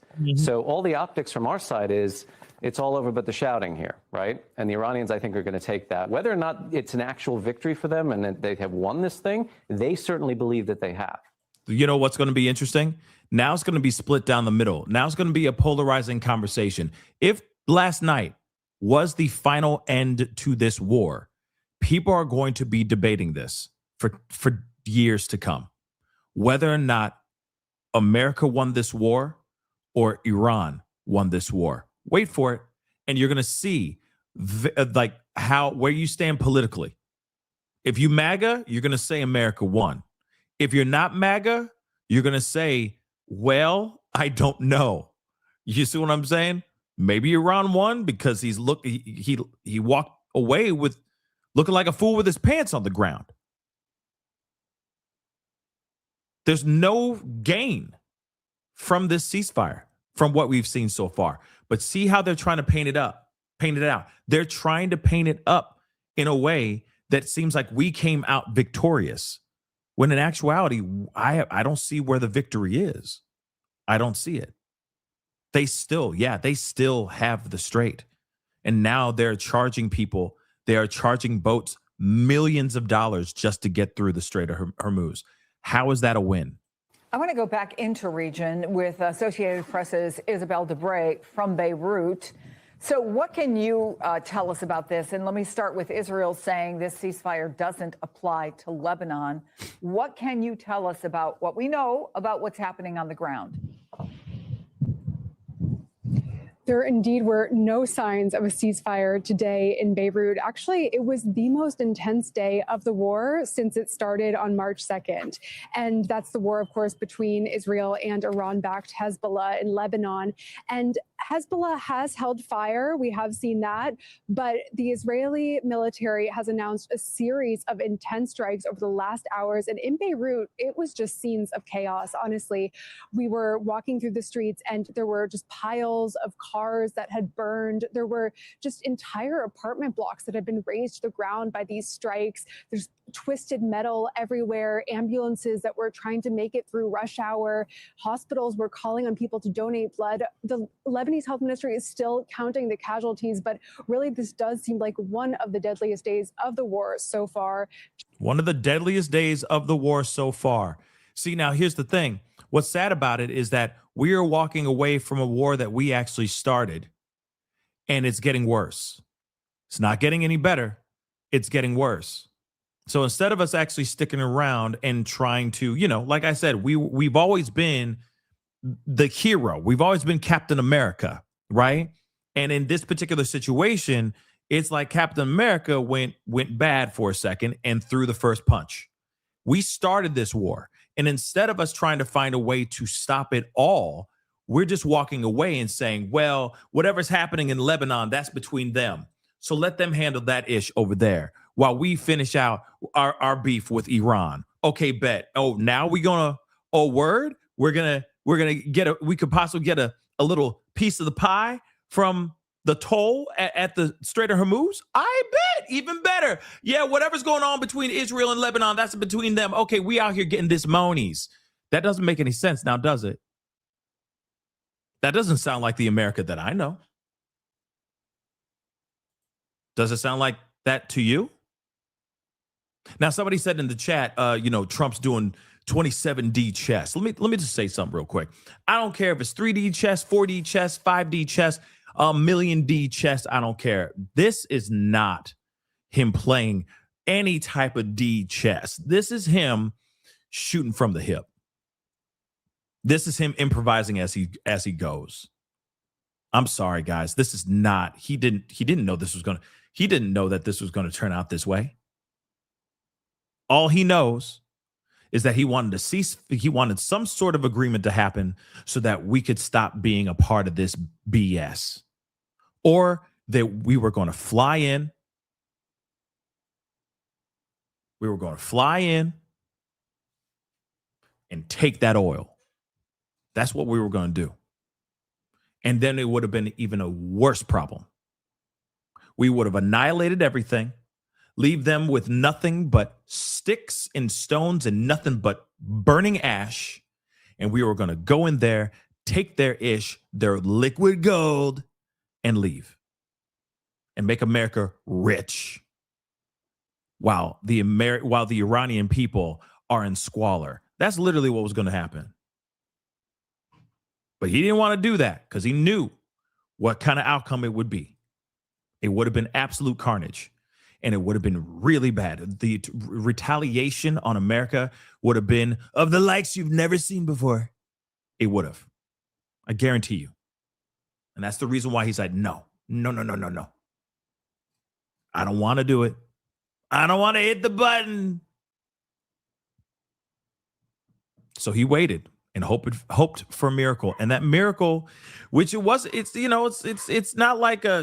it's not like the greatest slice of pizza, but it is still pizza. So he took it. He's like, all right, I'm going to take it. All right, it's still pizza. Let's just take this deal. It still tastes like pizza. It may be a little stale, but it'll satiate. So we'll take it. And that's what had happened. And now that he's seen that it could get a little sweeter, he's not paying any mind to the carnage that's happening in South Lebanon. And actually getting his nose in that too. And saying his nose in that business too. And saying, hey, man, no, we ain't doing that today. We ain't doing that. Israel, stand down. But that's not what's happening now, is it? Ain't that about to shut your mouth? Let's continue. Just in Beirut, over 80 people killed and over 700 wounded. So that death toll is likely to rise. Obviously, in the Middle East, the violence continues. But the justification for this, or one of the justifications, was to get rid of nuclear capabilities, to make the United States of America safer, that this was a matter of national security. Today, is the U.S. safer than it was when this war began? No, I think that it's pretty clear that there was a negotiated settlement to be had with Iran. It's not clear whether the deals are going to be more favorable after this extremely bloody and destructive war. So it does seem that we've killed around 1,700 civilians and achieved nothing, and not really improved our national security in any way. We've created more enemies, more instability, damaged our economy and the economy of the region, and really have nothing to show for it. And again, the conflict is not necessarily over. We have to wait and see if the bloodshed will finally end. He's saying nothing's changed. He said, okay, if this is about national security, did we actually secure the national security? Did we really secure our nation? He's saying no. This guy's saying no. What say you? Do you agree with that or no? Are we making strides and kicking ass and taking names right now? I don't know. Like I said, we were out there for one reason in the beginning, and then it morphed and changed and went into something completely different. And I'm telling you right now, nothing's changed. I will say that nothing has changed. Iran will still be Iran. This regime change that they had, he says, even though they're more smart, brilliant, smarter than previous regime, it doesn't change anything. They still have the same agenda.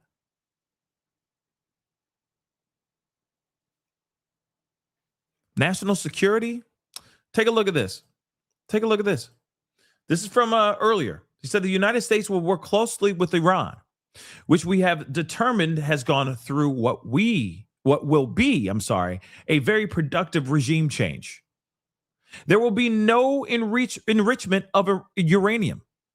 And the United States will, working with Iran, dig up and remove all of the deeply buried B-2 bomber nuclear dust. It is now and has been under very exacting satellite surveillance Space Force. So it is now and has been under very exacting satellite surveillance Space Force. Nothing has been touched from the date of attack. We are and will be talking tariff and sanctions relief with Iran. Many of the 15 points have already been agreed to. Thank you for your attention to this matter. So he's saying that, oh yeah, we're gonna go in there. He's basically saying we're still getting our hands, from what I'm gathering, we're still gonna get our hands on the regime. I mean, on the uranium. So working with Iran, will dig up and remove all of the buried nuclear dust. So any remnants, the uranium, and any pieces that could put together nukes, we're going to get them and we're going to take them away with the help of Iran. So Iran's going, okay, go ahead. Take our equipment that helps us put together boom booms. You got it. We'll help you. In fact, let me help you, man. Come on, fellas. Come on. Let's help them find the stuff that we need. Come on now. Seriously? Seriously? Come on. Come on. You know what I mean? Because they believe, somebody said, why USA dig it up? Because they believe they buried it within the desert somewhere. That they believe that they buried the uranium out there. Okay, yes. CZ just said that. Uranium, according to multiple reports, is buried. Probably buried in more than one location. Exactly. So with the help of Iran, they're going to go out there and try to find the buried uranium. And this uranium is obviously a very, very crucial piece of material, okay, chemical, that they use to make these big ass boom booms. So now he's saying that Iran is going to work with them in digging up those things so that they can go and take it away from Iran. So make that make sense. That's one Truth Social post. And again, but we're hearing from other places where they're saying that they're not working with the people, like that they're not working with America, and they're going to continue dropping bombs and continue bringing carnage. It doesn't matter.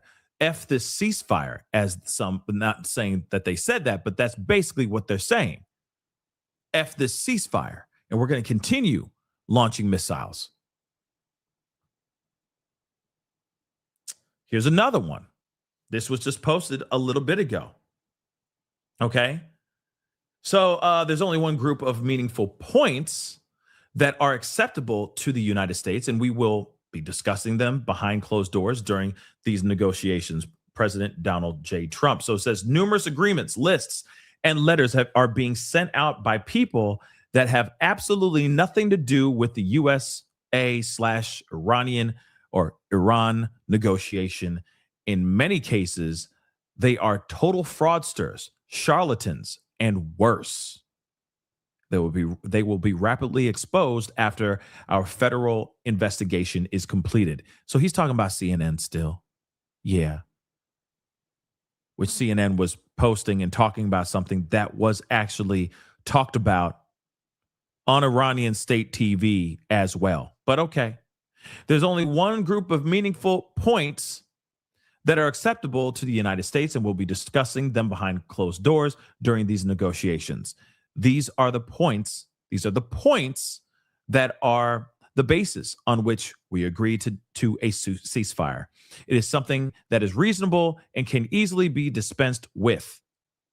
It is very much like fake news CNN last night, headlining a quote unquote source that had no power or authority to write a letter claiming great authority. President Donald J. Trump. So, yeah. So they're saying that there's some points that they liked, hence the reason why they went on to agree to this ceasefire.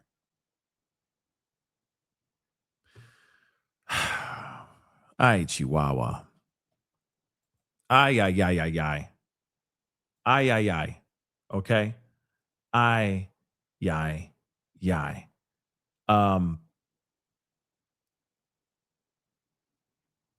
It's dumb. It's just dumb. So again, like I said, we're hearing one thing from Trump. We're hearing something completely different from Trump.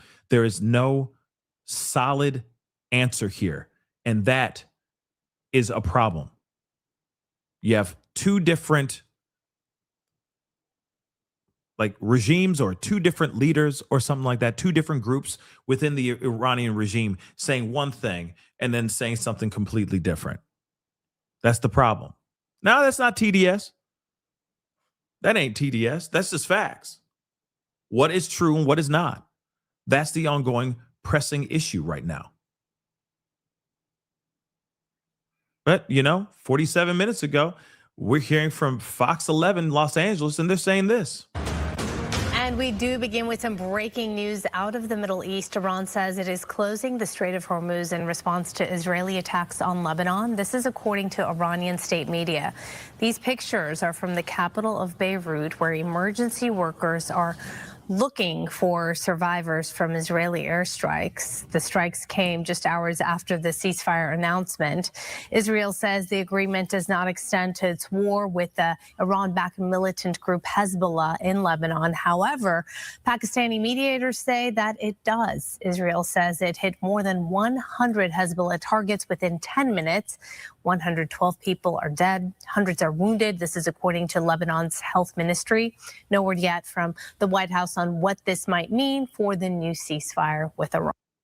So you got still the news talking about a ceasefire. Okay? You still got them saying that there's a ceasefire, yet we got the Strait of Hormuz still closed. You see what I'm saying? You're picking up what I'm putting down.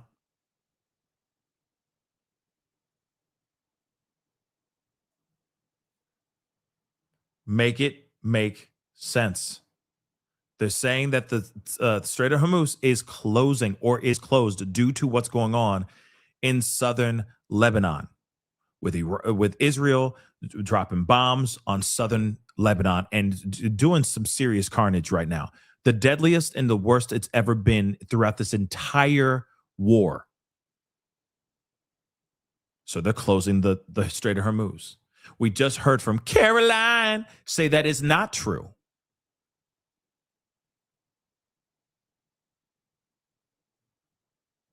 They're saying that it's not true, that the Strait of Hormuz is wide open. They're saying something different here. And you know what? This time yesterday here locally, the sky above Ontario was... Oh, that's something else.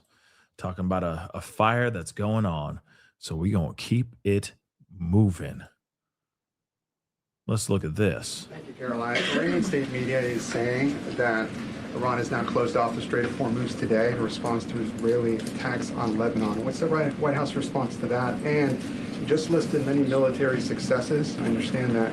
But strategically, how is the administration arguing that Iran does not have more economic leverage than it did before the start of the war? Sure. Well, with respect to the first reporting out of Iranian state media, the president was made aware of those reports before I came to the podium.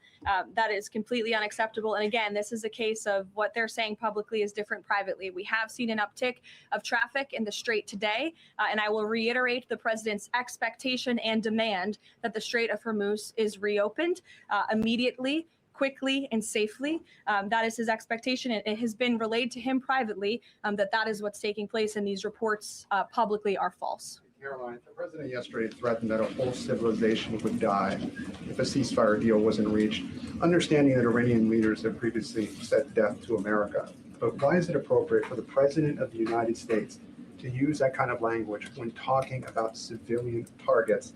And was the president mocking Islam by signing off his True Social post over the weekend, praise be to Allah?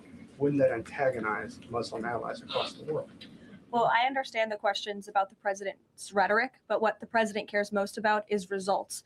And in fact, his very tough rhetoric and his tough negotiating style is what has led to the result that you are all witnessing today. Iran publicly acknowledging last night that they have agreed or that they wanted this ceasefire with the United States because they no longer could tolerate being bombed by our very powerful and lethal military, and that they have committed to the reopening of the Strait of Hormuz, which the president will hold them accountable for. And it's something the administration is closely monitoring in real time. Danny. Should the world not take his word seriously? The world should take his word very seriously in understanding that the president is always most interested in results. And it was the Iranians who backed down, not President Trump. He said that they would face very grave consequences, as you just laid out, by the 8 p.m. deadline if they did not agree to reopening the Strait of Hormuz. And what did they do last night? They agreed to reopen the Strait of Hormuz. Danny. Thanks, Karen. Would President Trump like to see Lebanon included in this peace deal? As you know, there's been increased Israeli strikes on Lebanon today with dozens of casualties there. Sure. Lebanon is not part of the ceasefire. That has been relayed to all parties involved in the ceasefire. As you know, Prime Minister Netanyahu put out a statement last night in support of the ceasefire, in support of the United States' efforts, and he's also assured the president they'll continue to be a helpful partner throughout the course of the next 2 weeks. Is there any thought, though, that the president might like to see Lebanon included in a future date, given that it seems to be causing or potentially undermining the Iran ceasefire? Again, this will continue to be discussed, I am sure, between the president and Prime Minister Netanyahu, the United States and Israel, and all of the parties involved. But at this point in time, they're not included in the ceasefire deal. Isn't that crazy? So none of that is involved in the ceasefire deal, but we are able to get our asses out of the situation. Okay, we're getting far away from that crap. But whatever's going on over there, that's their problem. That doesn't make any sense. That is an absolute problem. Just saying that out loud. Okay. Just saying that out loud. And what's crazy is, and this is the reason why, I bring these other pieces up, because you got other places or other, situations from outlets like Fox News saying the same doggone thing. Like they're saying it doesn't seem like a ceasefire is going on with Iran. It doesn't seem like that. Let's take a look. And this is from Fox. I know it's from Fox, but get over it. It's important because Fox is usually they're all the way up his butthole. Okay. They're so brown nosing up his butthole that Trump could do no wrong.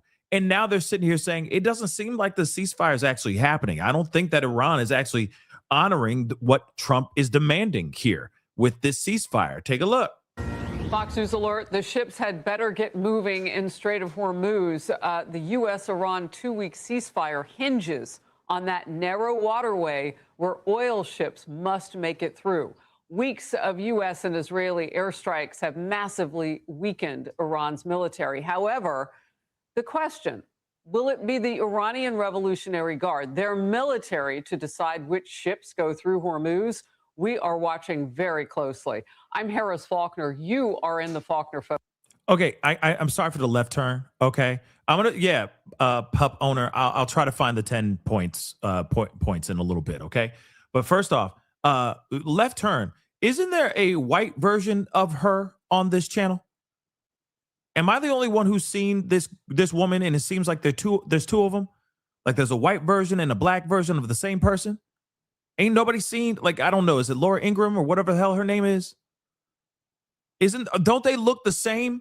They look the mother loving same. It's just like you know what I'm saying?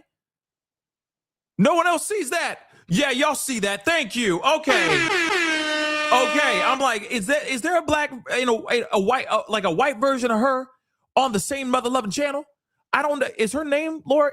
Is it Laura? What is it? Laura Ingraham? Is it Laura Ingraham? I don't want to say the wrong name. You know what I'm saying? Come on now. Hold on. Hold on.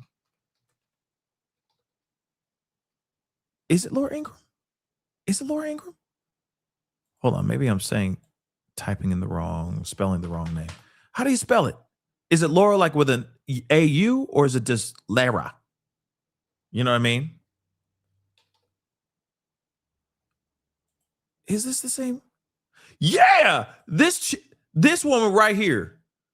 I swear to God, this is the same woman. This is like the same girl. I don't know why they look the same to me. They look the same to me, dude. Hold on. I'm trying to pull up. They just look the same. It is so odd. Am I the only one who's noticed that? So I'm trying to save the photo. Hold on. Let me save this photo. No. Okay.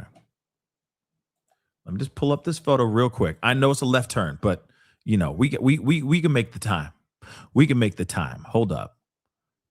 It's weird to me, but I feel like they're like the same person, except you can have chocolate or you can have vanilla. You know what I mean? I don't know why, but this woman, to me, I don't know why they look so alike to me. Is it just me? You know what I'm saying? Is it whatever her name is? This woman right here.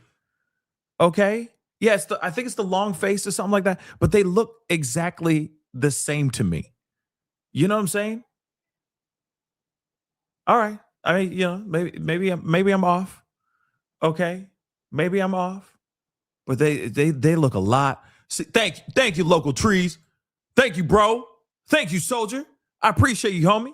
Okay, I'm not crazy. You see what I'm saying? They look fairly alike, and it's the long face. You know what I'm saying? Okay, I'm done. I'm just saying that out loud. I just had to say it because every time I don't see it very often, very often on here. You know, we don't get to see her talk very often, and then when she does pull up, I'm like, she looks exactly like this white girl on the same channel, on the same freaking news channel. You know what I'm saying? Anyway, moving on. Okay, Secretary of War Pete Hegseth and the chairman of the Joint Chiefs of Staff gave an update a short time ago. Let's watch. This morning, a big day for world peace. We have a chance at real peace and a real deal. The War Department, for now, has done its part. We stand ready in the background to ensure Iran upholds every reasonable term. And as everyone knows, nobody makes a better deal than President Trump. We welcome the ongoing ceasefire, and as the Secretary said, we hope that Iran chooses a lasting peace.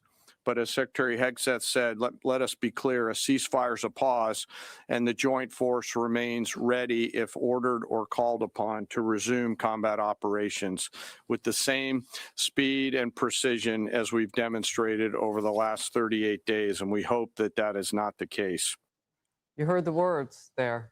We must remember that a ceasefire is just a pause. Everything's still on the table, potentially.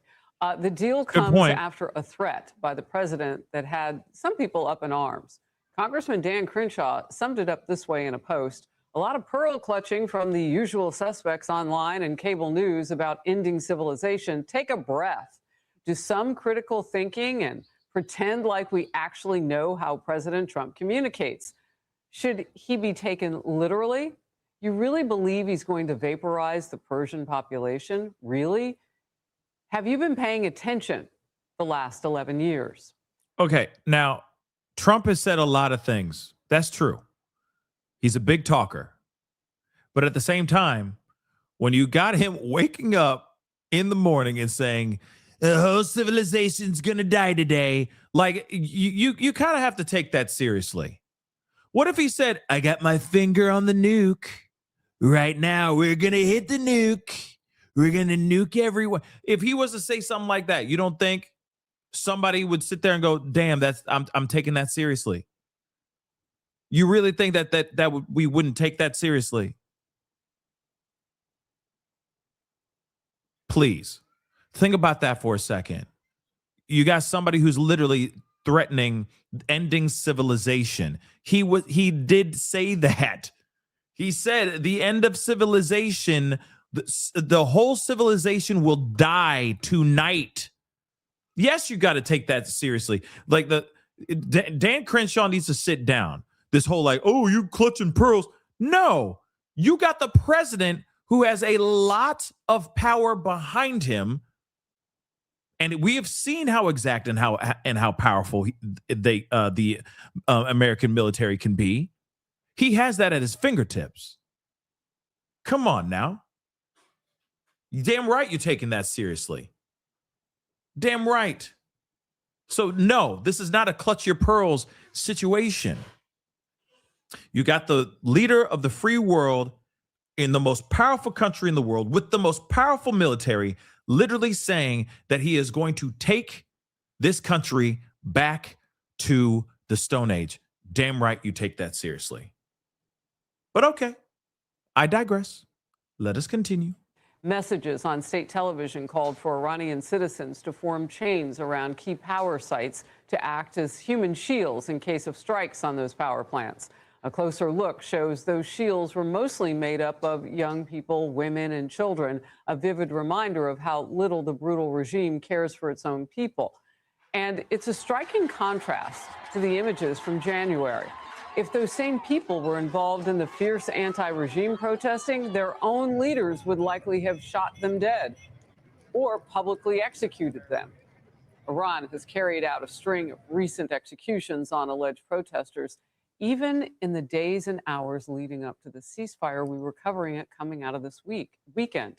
Some estimates say the regime has killed more than 40,000 in connection with the unrest. Refinery there was reportedly hit in early morning attacks. We don't know which country is responsible for the strikes, but we do know it comes after the Iranians broke the ceasefire hours after President Trump announced it, launching missiles and drones at regional countries and U.S. ally Israel. Here's what it looked like in the skies of Tel Aviv just 2 hours after the ceasefire went into effect.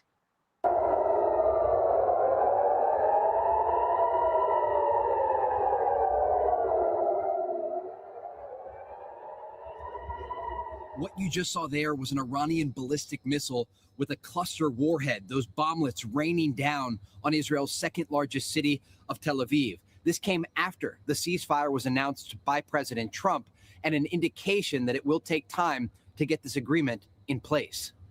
Now, okay, it might take time for the agreement to get into place. That's true. But that still does not mean that there's a potential of the Iranian regime not agreeing with a ceasefire. You understand that too, right? We could sit here all day long, like clearly they're getting the memo. Clearly they got the memo. I don't think that they don't know what's going on. It wouldn't take this long for the entire country to get an idea of what's going on. And just in my personal opinion, okay?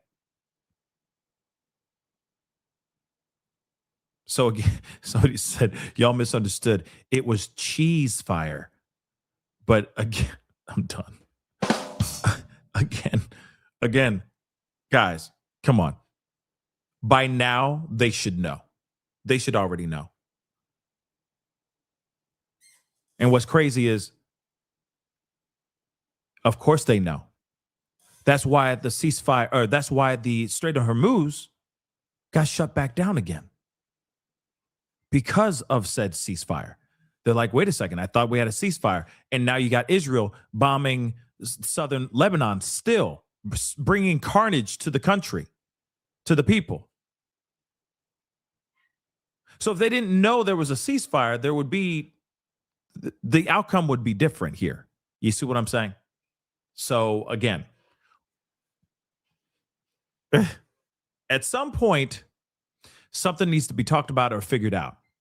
Okay? But the ceasefire is not happening. And why is it taking so long? Last time they had a ceasefire, there was like a few hours where they were still just kind of throwing a few missiles. And then it stopped. It went dead. And they chilled out. And there was peace and quiet. And then we came in and we dropped bombs on them and, killed Ayatollah Senior and all that. You see what I'm saying? We're looking at a number of different fronts here, and the Israelis are preparing for the That mother lover needs some sleep. Give this man some time to sleep. possibility of more incoming fire. But I do want to bring up this post by Israeli Prime Minister Benjamin Netanyahu overnight, who agreed with President Trump about this ceasefire with Iran. The prime minister said in part, quote, Israel also supports the U.S. effort to ensure that Iran no longer poses a nuclear, missile, and terror threat to America, Israel, Iran's Arab neighbors, and the world. The two-week ceasefire does not include Lebanon. Now, we heard from the president through reports earlier today who agreed with the prime minister. Hezbollah and Israel are expected to exchange blows. What you are looking at here is the Iranian capital of Tehran. Early this morning, pro-regime demonstrators took to the streets. They chanted death to America and death to Israel. They were chanting victory and burning American flags. It gives you a sense of the regime support that still exists in the Iranian capital. And when we go out here to this image of the Lebanese capital of Beirut, we may even have some live images for you here. Smoke was rising from the horizon of southern Beirut, the Dahya neighborhood, earlier today. While the ceasefire is in place between Israel, the United States, and Iran, the Israelis launched what they are calling the largest round of strikes since their operation began. More than 100 different targets hit across Lebanon. There are first responders there on the scene. These are live images from the Lebanese capital of Beirut. Remember, this is the Dahya neighborhood of southern Beirut, a Hezbollah stronghold. Officials there in Beirut say dozens of people were wounded, many killed in the strikes that took place. And the Iranians, once again, through state media, are threatening direct retaliation against Israel for this strike against their largest proxy in the region. Now, again, guys, clearly ish is going down still. If there really is a ceasefire, where is it at? That's what I'd like to know. If there really is going to be a ceasefire, sure, they're going, okay, we're not going to, shoot at you guys, but we're going to shoot at these people. There's got to be some sort of agreement here, and there's got to be a clear understanding of this ceasefire that's going on, right? Instead of this chaos.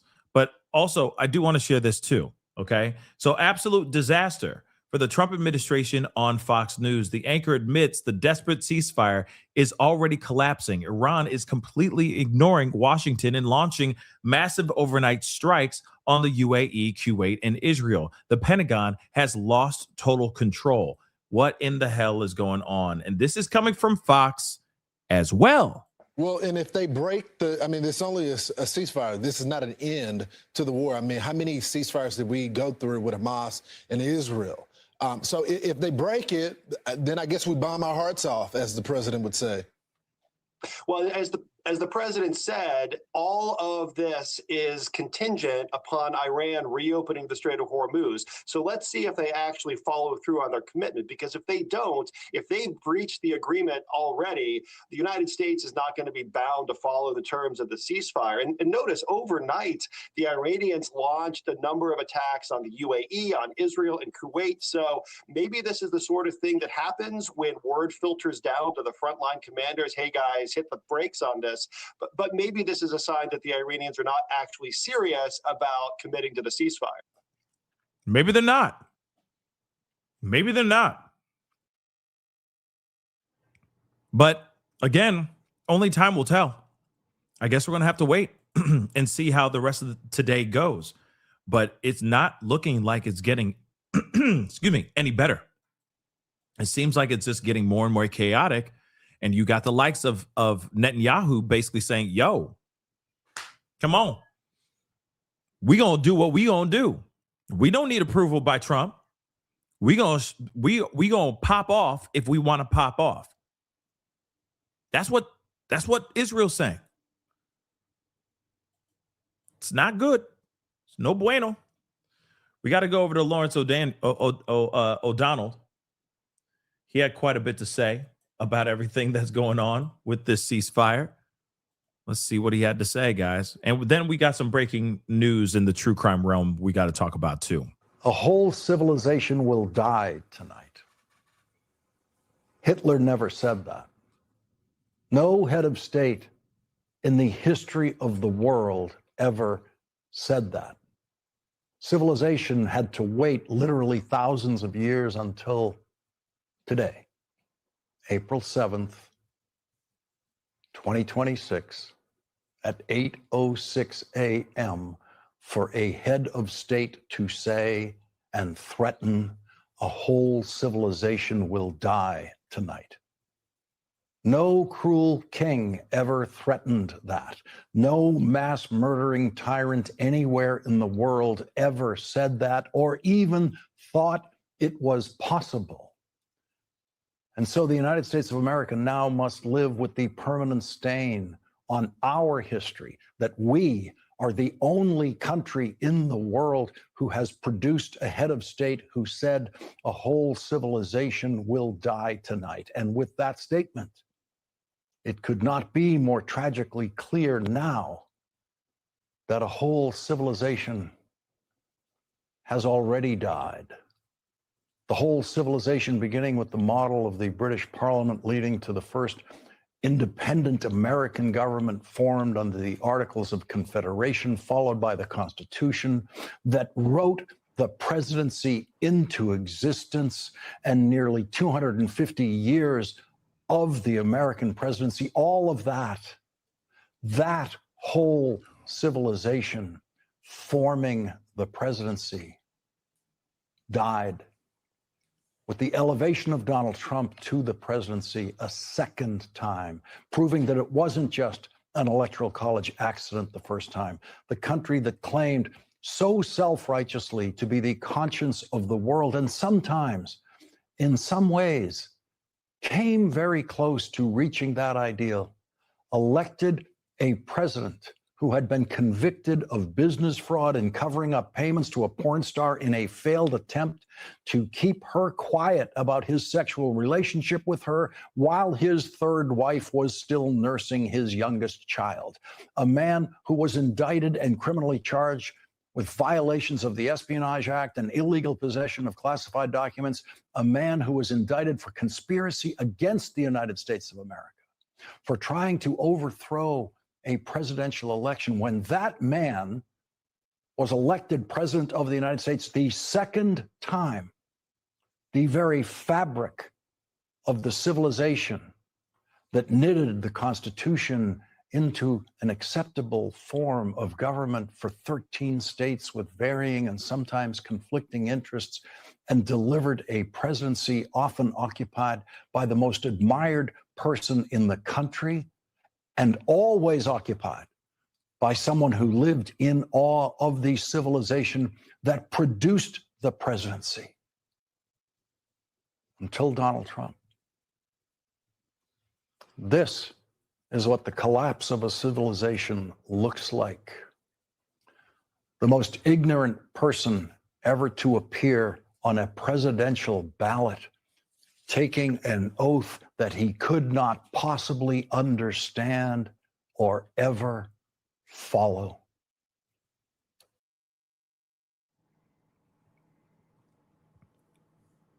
So he's a huge fan of Trump.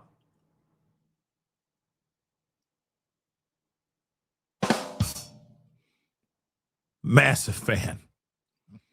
Massive fan. Wow. We Americans all have varying degrees of admiration for individual presidents, varying degrees of enthusiasm, positive and negative, about individual presidents. But even when we lived in full disagreement with a current president of the United States, we never feared him. And even when we lived in constant disagreement with a president of the United States, it remained effortless for most of us to retain our respect and even awe for the presidency itself. And that is what has died. When we pledged allegiance to the flag every morning at St. Brendan's Elementary School in Boston with a photograph of the President of the United States beside the flag, it felt the same, whether the president was a Republican or a Democrat. I don't know what they said in Catholic schools in America yesterday, in elementary schools or high schools, about the social media greeting the President of the United States gave to the world on Easter Sunday at 8:03 a.m. when he screamed the worst kind of profanity you can scream in print, threatening to destroy every power plant and every bridge in Iran, thereby promising to commit a war crime while ridiculing the religion of the people he intended to kill with those bombs. I don't know what they could have said in those schools. What could the teachers have said about that? I loved being a public school teacher at the beginning of my career, but I have no idea what I would say or could say to the elementary school students and high school students in Boston that I had in my classrooms if I had to speak to them this week with this president. 44 minutes after Donald Trump said this morning a whole civilization will die tonight and never be brought back again, they rang the bell on Wall Street to open the markets, and no one cared that the president had threatened a whole civilization because Wall Street knew he would back down. They've invented a phrase for that, to predict that. They expect that. They expect Donald Trump to back down. They expect Donald Trump to surrender. Taco, right? I learned good. I learned good. I learned good. I learned fast. I learned good. On tariffs and everything else. And so it was a normal day of trading on Wall Street, while everyone there knew that Donald Trump had announced an 8 p.m. Tuesday night deadline tonight for Iran to open the Strait of Hormuz, or he would blow up everything he could in Iran. As he put it, a whole civilization will die tonight. Wall Street knew those words were empty. As poisonous and insane and criminal as those words are, Wall Street was right to believe those words were empty and that Donald Trump would not actually go through with the full insanity of his threat. But the words themselves actually do fit the description of a war crime. Just the words themselves, just the threat. That is against the law. Article 51 of the Geneva Conventions, which has been adopted by the United States as law that applies to everyone in the United States, including the president, says acts or threats of violence, the primary purpose of which is to spread terror among the civilian population, are prohibited. Wow. Acts or threats of violence. Hence the reason why there are articles of impeachment that have already been sent in. Let's not forget that. Threats like that are prohibited. They are against the law. They are a war crime. What Donald Trump said was a war crime. What Donald Trump did was try to terrorize not just the Iranian regime with his empty threats, but the entire population of Iran, all 91 million people. He wanted them to believe he was going to kill them all so that they would then rise up today against the regime and overthrow their government and then instantly make peace with Donald Trump. A version of that fantasy was actually predicted by Israeli Prime Minister Benjamin Netanyahu in a meeting in the Situation Room in February, described in important new reporting in the New York Times today by Maggie Haberman and Jonathan Swan. The Netanyahu presentation about how successful an American and Israeli war against Iran could be was described to Donald Trump after the meeting by his CIA director as farcical, which, according to the Times reporting, Marco Rubio had to translate for Donald Trump into a profane word that Donald Trump uses publicly all the time, because Donald Trump couldn't possibly know what farcical means. Marco Rubio knew that. He knew it had to be translated.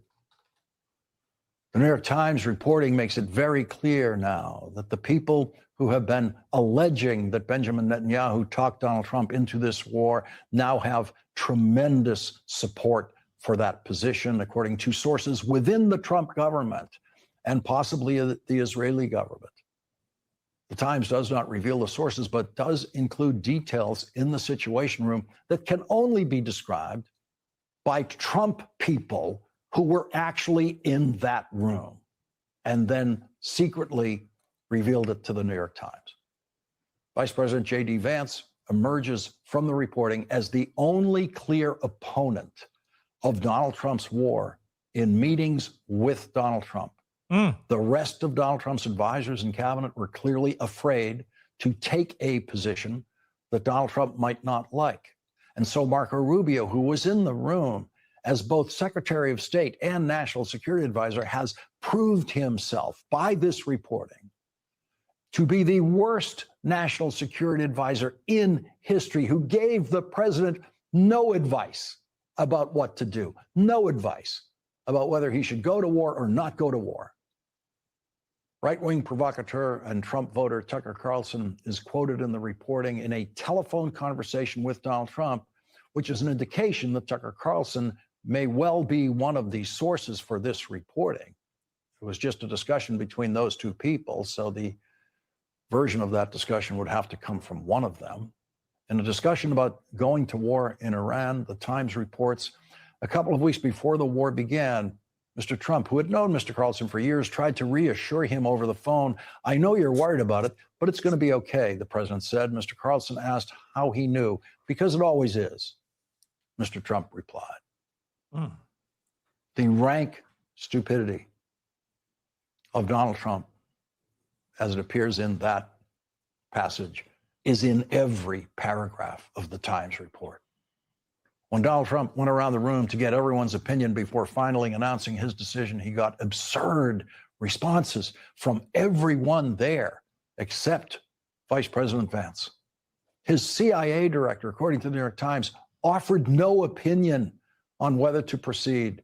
His always incompetent White House Chief of Staff, Susie Wiles, according to the New York Times, quote, told Mr. Trump that if he felt he needed to proceed for America's national security, then he should go ahead. It is exactly the kind of spineless, mindless counsel you imagine the most ignorant president in history, who has chosen his cabinet and his advisors for their weakness and for their blind and stupid loyalty, would get. Damn. I'm sorry. Damn. Oh my God. Yeah, Tucker Carlson was definitely clutching his pearls this weekend for sure. He definitely was. He was clutching his pearls all day yesterday too.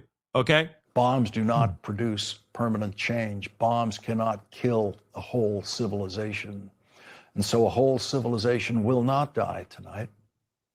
But Donald Trump's war crime of threatening such terror, the only person in control of nuclear weapons who has ever promised such terror, is a moral stain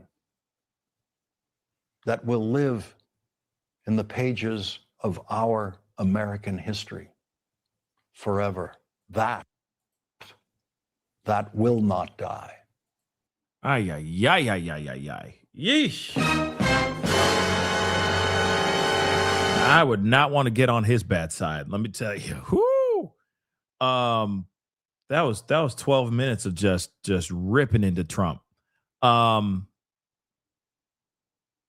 But he had a man. He was just spitting nothing but facts there, guys. That's insane. And the only person in the room that was basically saying, no, was JD Vance. The only person in the room was Vice President JD Vance being like, sir, are you sure you want to do this? Everybody else is like, yeah, do it. If you feel like it's right, do it. Crazy. But, that's what happens when you surround yourself with a bunch of morons, right?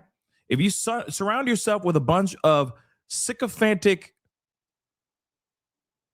war horny idiots, that's what's going to happen. They're all going to be like, yeah, let's do it. We're awesome. We're going to kick ass and take names. And guess what? Whole thing backfired. Now, I know some of you guys have been asking about the 10 points, the Iran's 10 points. Somebody's been asking a bunch about it. So we're going to put it up here.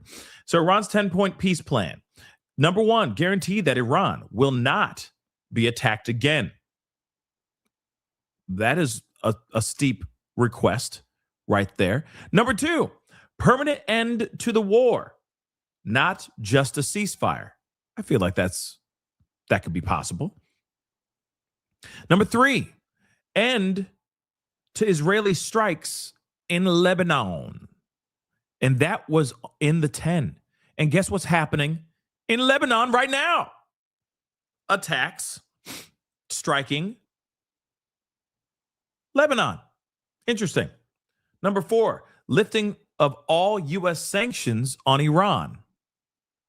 5, end to all regional fighting against Iranian allies. 6, Iran would reopen the Strait of HORMUZ. 7, Iran would impose a $10 million fee per ship transiting HORMUZ. 8, Iran would split these fees with Oman. 9, Iran would establish rules for safe passage through HORMUZ. And 10, Iran would use HORMUZ fees for reconstruction instead of reparations. Interesting. So that's the 10-point peace plan that they are wanting to do. Remember that, okay? Lift all U.S. sanctions on Iran, cedes control of the Strait of HORMUZ to Iran, $2 million fee for every ship that travels through the strait, allows Iran to establish rules of safe passage through Iran. Okay. So, and of course, I mean, a hefty $2 million fee just to get through the Strait of Hormuz. So there you have it as far as the 10-point peace plan. Now, did Trump agree to all of it? I don't know. But one thing is for sure, they are, it ain't over yet. They have not ceased fire. There's been nothing but fights and shootings going on as we speak. So we'll see what happens. But I got to get you guys to this other piece. And this is a very, very big deal. Now we got to go into a little bit of the true crime world, okay? The true crime world. Where is that particular person in true crime for today? On the night of April 7th, 2026, a young man or woman went missing or was murdered. We don't know. Anyway, all I'm going to say, all right, so this is a very, very big deal, okay? Now, if you don't know about the Gilgo Beach murders, if you don't know about the Gilgo Beach serial killer, the Long Island serial killer, Lisk, all right, something massive just happened. If you do know about this, then you know that this is a big deal. There was a man by the name of Rex Heuermann that was arrested and detained and brought into custody for the unaliving of 8+ women. A lot of them have been identified, but there are some that have not been identified. And one thing that this particular guy, Rex Heuermann, was being accused of doing was that he would unalive these women and then he would discard their remains throughout the beach, throughout Gilgo Beach in Long Island. He would literally go take their body parts and just spread them throughout the beach. Okay. This is something that he's been doing for a very, very long time. And then he was doing this for many, many decades. And then he stopped for like a good long time. And then he kind of picked it back up and then he stopped again. But because of a pizza crust, they were able to catch Rex Heuermann. And they literally put together quite the case against this piece of trash.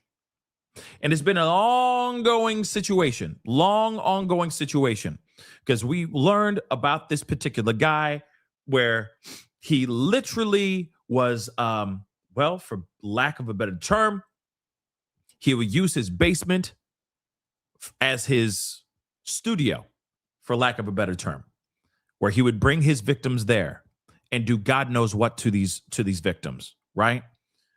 It's pretty disgusting, pretty gross and disgusting about this man.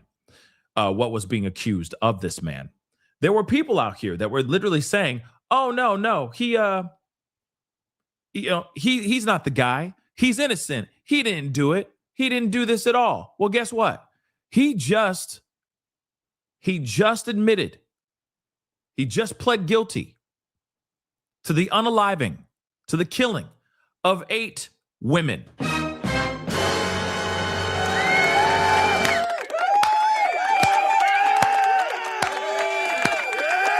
It's about mother-loving time. Let me just say, it's about mother-loving time. Now, this is in the true crime world. We've been talking about this and all that. And yes, the documentary is absolutely insane as well. You have the likes of this piece of trash. There he is. There was a little video of him right there. We're going to pause it so you guys can see his face. Okay. He's a big guy. I've been calling him Gilgo Baggins. Okay. Because he kind of looks like an oversized hobbit. All right. This is the mother-loving dude right here. Rex Heuermann. Big. Looking like an ogre type of guy. He would call up these women of the night, and they would be a specific type, size, etc.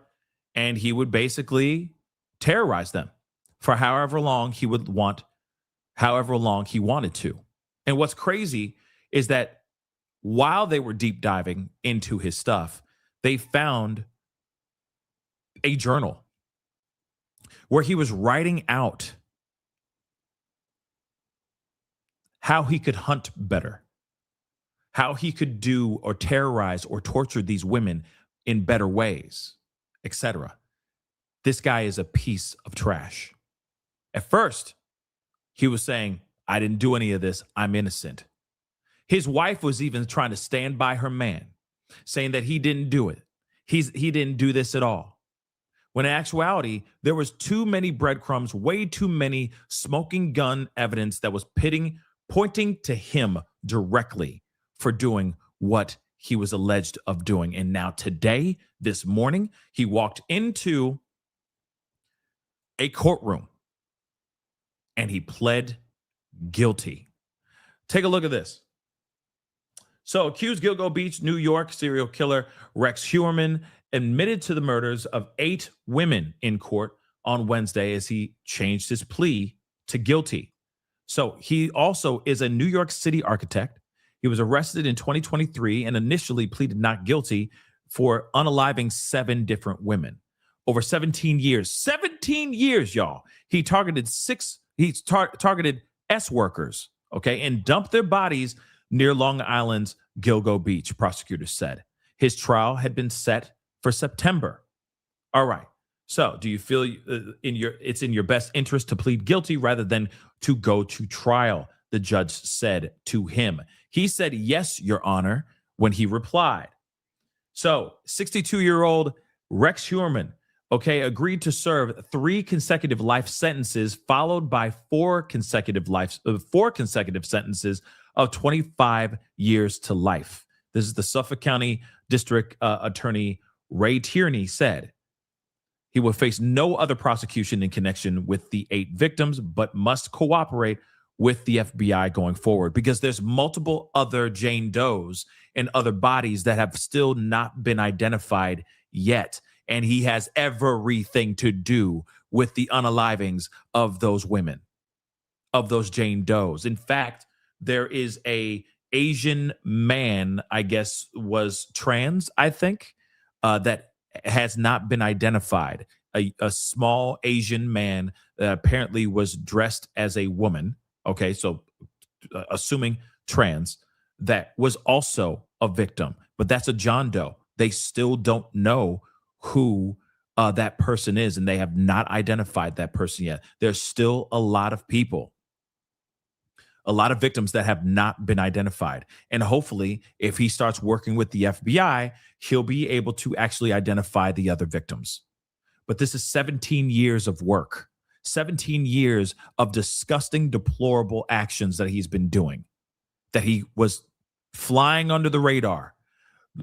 By day, he was a New York City architect. By night, he was mother-loving, doing all this stuff to victims, to S workers. Because I guess they believe, these monsters believe these S workers are what's the word? They're expendable. Because, cops don't really give a damn about them, which is insane, right?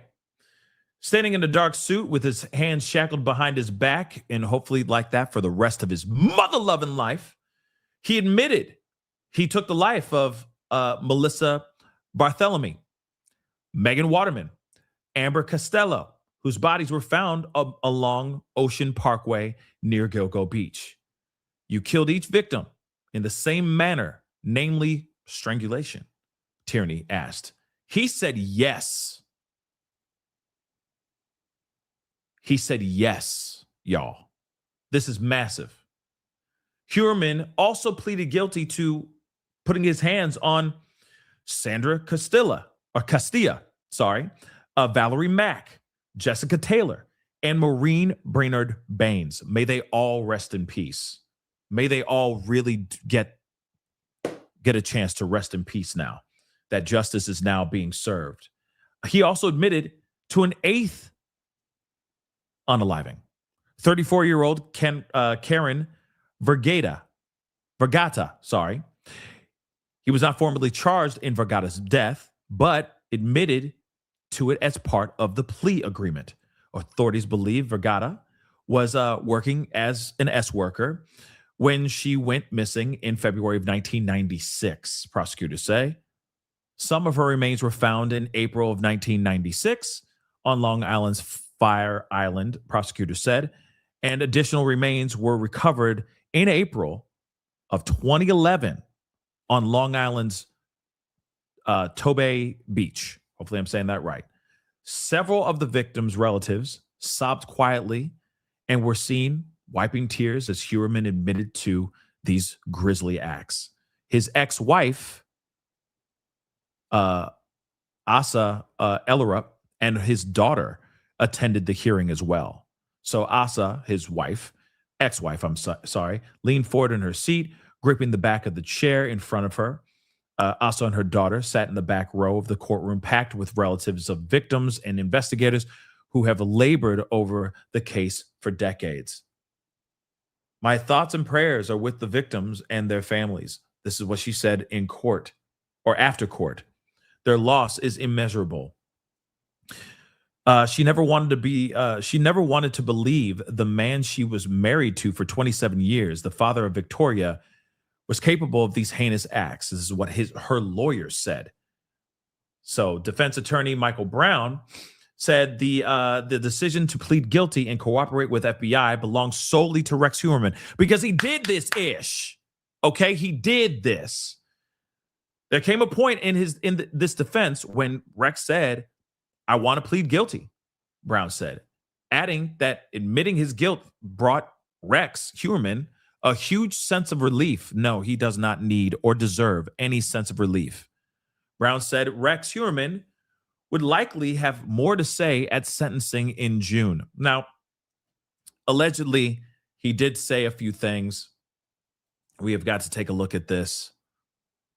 Let's take a look at the moment inside this courtroom. This is a big deal, okay? This is a huge, massive deal. This is a case that has been going on for decades.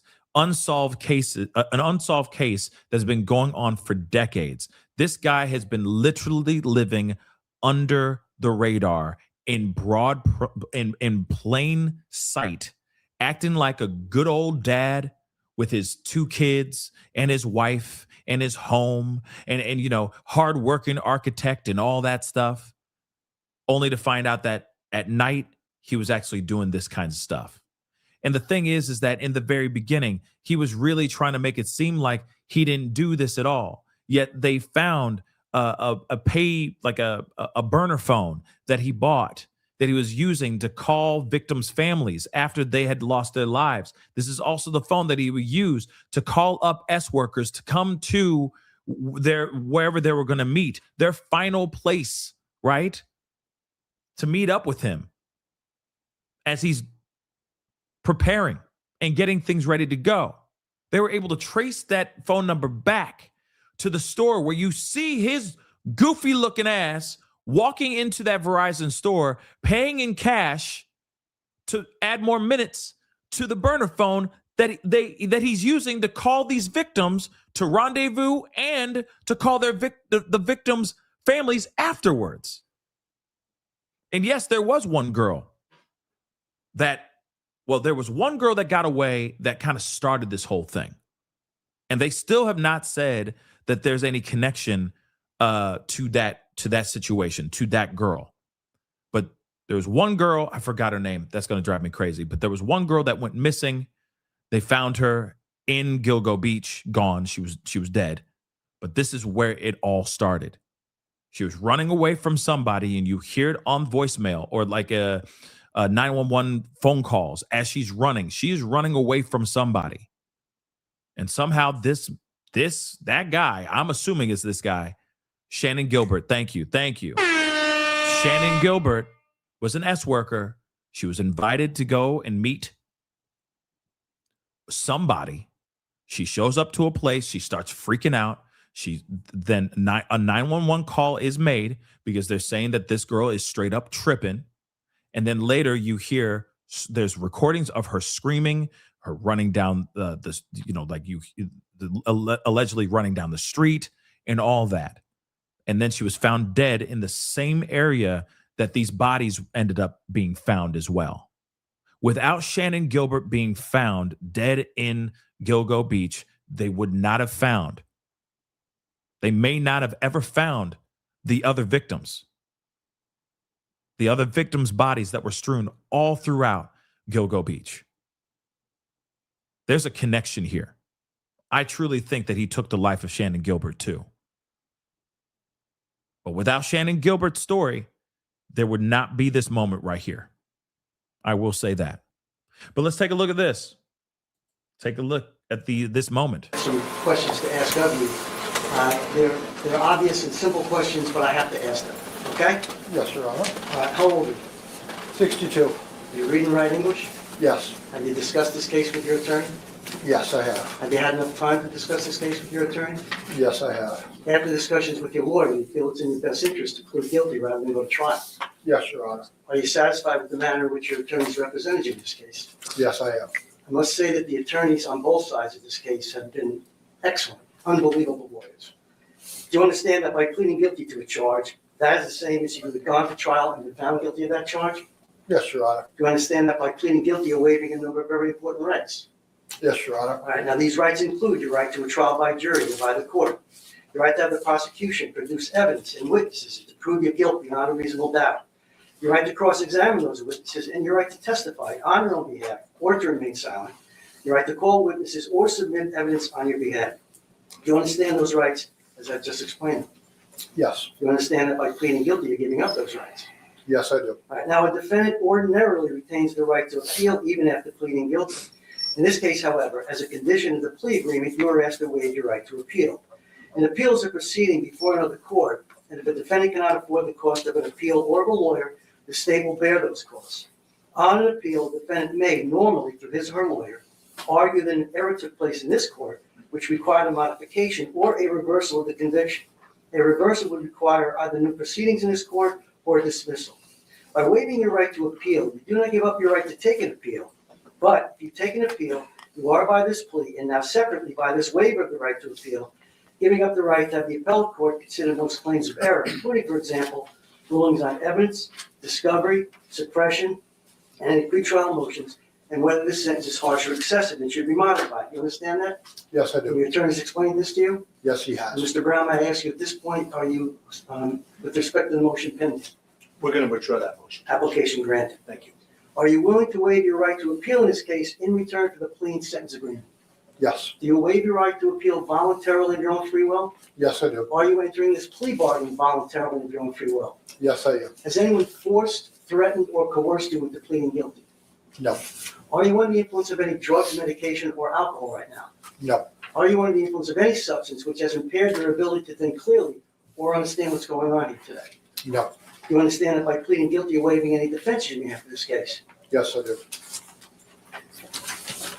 Now, do you understand, again, an obvious question, but I have to ask it. Do you understand that as a result of this plea and sentence, you will be convicted of a felony and that such conviction will result in an enhanced sentence if you are convicted of a felony in the future? Do you understand that? Yes, I do. All right. Mr. Brown, again, another silly question, but have you received a sufficient amount of discovery in this matter? We certainly have. The people, have you provided that? Yes, Your Honor. All right. Now, my promise is to sentence you in a manner that's conditional. At the time of your sentencing, I will be provided with a pre-sentence report and perhaps additional information about you and your alleged involvement in this matter. If after reviewing all the relevant information, I learned something which tells me that I cannot with good conscience keep my promise, I shall permit you to withdraw your plea of guilty, reinstate your plea of not guilty, and the case will proceed to trial. You understand that? Yes, I do. Additionally, Listen, F this dude. May he rot. May this mother lover rot. That's all. That's all I could say about that. Now, there's a little bit we got to look at. Hold on. It's been an extremely emotional day for all involved, and I know everybody's been here. They did a since early press in the conference morning. outside too. I would just like to read a statement on behalf of the family, then I'll take a few questions, and then when I'm through, Asa will read a statement on behalf. Let me just say this. Asa is the redhead to the right of the screen, okay? And her daughter, or Rex and Asa's daughter, is with the green boa around her neck with the glasses, okay? And I remember that there was a lawyer that was very much hell-bent on basically saying something about Asa's daughter possibly being influenced or being involved in Rex Heuermann's like wrongdoings. I don't know about that, but I do know that there is some darkness for sure from the things that were from the things that were presented by this particular lawyer.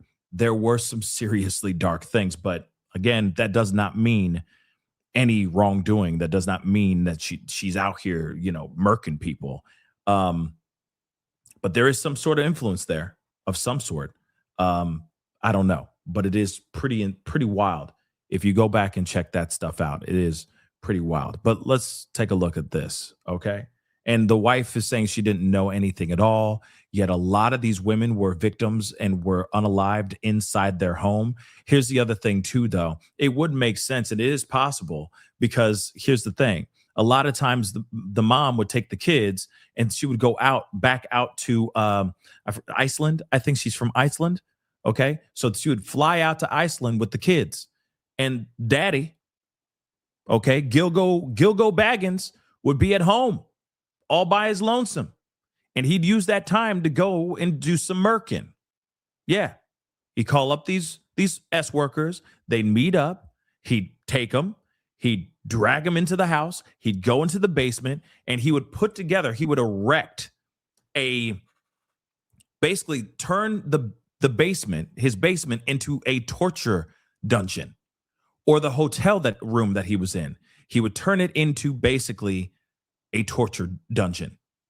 And he would do all kinds of terrible, disgusting things to these individuals. And then he would write these notes down and go, okay, maybe suspending them with meat hooks is not a good idea because this one didn't last very long by doing X, Y, and Z. She only lasted for 15 minutes. Maybe I need to do another way of doing it. Yeah, it's a Dexter. It's literally Dexter, except he was writing these things down. He was taking notes, y'all. He was taking notes per victim to try to find a way to become a better hunter and a better serial monster. He was trying to perfect the art of murder. That's insane. And it was all happening in the basement of their home that this girl grew up in. For herself and her family. Today is an extremely difficult day for everyone involved. I'd like to commend Ray Tierney and the task force for the amazing job they did in solving these crimes. It's been traumatizing Long Island for well over 3 decades. First and foremost, our hearts are with the victims and their families. They have suffered unimaginable loss, and nothing said here today can lessen that pain. Let me be absolutely clear. Heard in the courtroom, Rex Heuermann and Rex Heuermann alone is responsible for these horrific crimes. Any suggestion that Asa Ellerup or Victoria Heuermann were involved is irresponsible. They have no knowledge, no involvement, or any connection to these heinous acts. The evidence that's been put out in the courtroom simply does not support any other fact pattern. Mrs. Ellerup and Victoria accept today's outcome without question. She and her family have cooperated fully since day one with law enforcement and will continue to respect this legal process as it comes to a conclusion. This situation is deeply personal and profoundly painful for Ms. Ellerup and her family. She never wanted to believe the man she was married to for 27 years, the father of Victoria, would be capable of committing such heinous acts. Like so many others, she is still trying to process what was just revealed inside that courtroom, and she has to remain strong for her family. On behalf of her family, she's asking for privacy, compassion, and understanding as she now navigates these circumstances which nobody could have anticipated a little more than 3 years ago. Today is not about Asa. It's not about Victoria.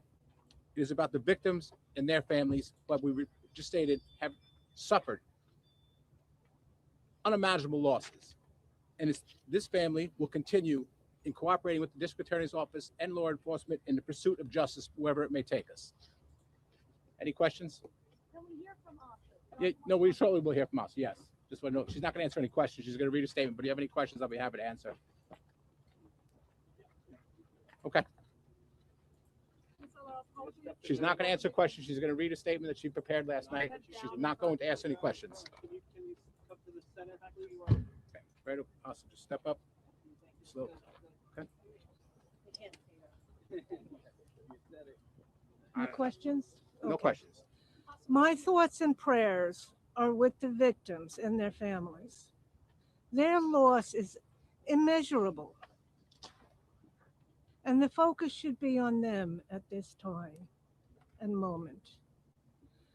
I ask that you give some privacy to my family as they navigate through this very difficult time.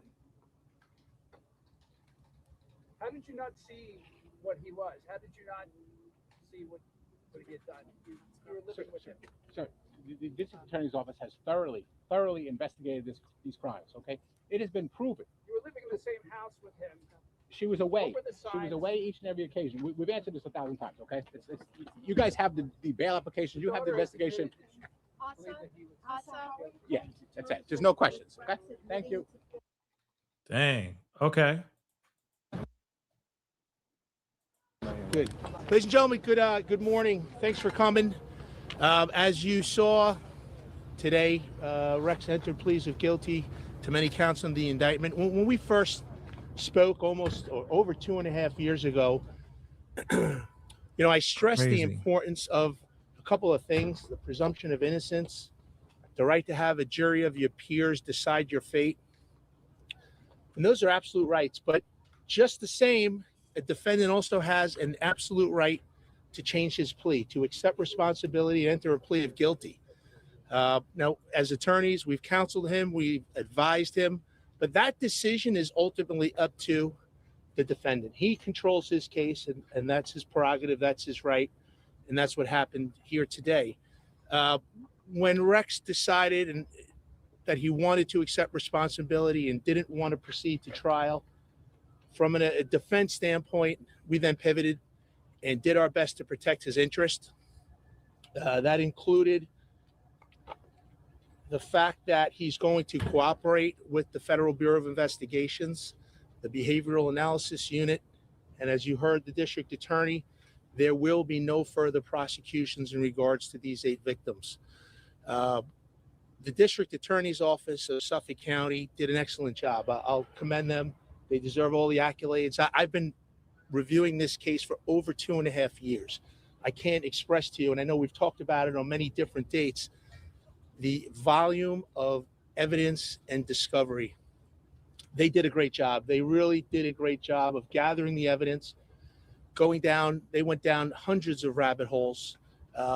And when you look at the amount of evidence and you connect the dots, they really did a great job. And I'm talking about the investigators, the detectives, their experts, the assistant district attorneys.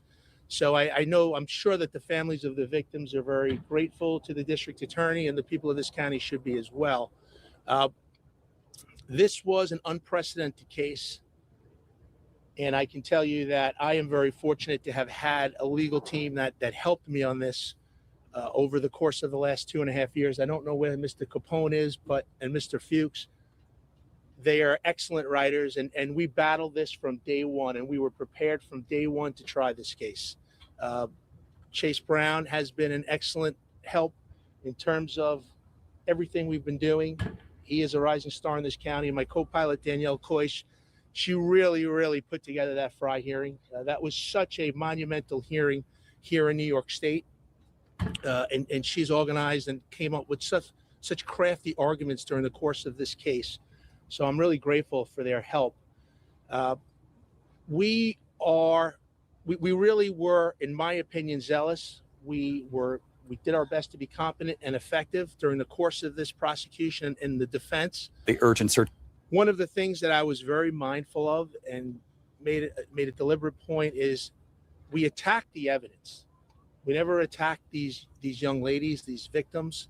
That was never our objective. We never said a bad word about them, and they ran into some tough times. They were all beautiful young ladies. Their mothers, their daughters, their sisters, I can go on, but it was never about attacking them. It was always about attacking the evidence. So I think that this today gave hopefully some peace and some closure to the family members. This case is over from our standpoint. You heard the prosecutor indicate there will be no further prosecutions in exchange for his plea of guilty, as well as his cooperation with the Federal Bureau of Investigations, the Behavioral Analysis Unit. I respect the press and their role in the criminal justice system, so I'm happy to take some questions to the best that I can at this point. I mean, okay. Obviously, he was the one representing Rex Heuermann, and again, okay. Let's be real. They took a plea. They took a plea deal of some sort. That's why he took that's why he's doing the pleading guilty, and he did this. It's the same thing as like, because there's some people out here that were literally thinking that Rex Heuermann did not do this. Yeah. There were people out here that literally were trying to come up with some trying to make up excuses, trying to come up with an excuse of why he couldn't have done this, which is insane. It's kind of the same thing with the Brian Kohberger thing. Like, Brian Kohberger did that. He did it. There's no question. There should be no argument about it. He did that. Okay. Why would he plead guilty? Doesn't make any sense. It doesn't. If he didn't do it, he wouldn't plead guilty. He would just sit there and fight for his freedom. But he did a plea deal. That's it. Same thing with Rex Heuermann. This man did this. There's no question about it. All the breadcrumbs, all the smoking gun evidence, all of it. Prosecution did a damn good job, but they had years, decades of piecing together the information to pin this all on this guy. And they honed in and they were watching this guy for a long time. They were watching him for a long time, guys. And then they got that piece of pizza crust. His grubby little, nasty little hands threw away pizza crust, and they grabbed that off the streets of New York, from a trash can from the streets of New York, and they were able to pin his DNA on a bunch of things. Even his wife's DNA was on some of the victims' bodies as well. So again, it's all bad. All things were pointing towards Rex Heuermann being the mother-loving bad guy. Now, somebody just said Vance is on somewhere. Where is he talking? Took them decades to figure it out. Took them damn near decades to figure it out, but they were able to find him.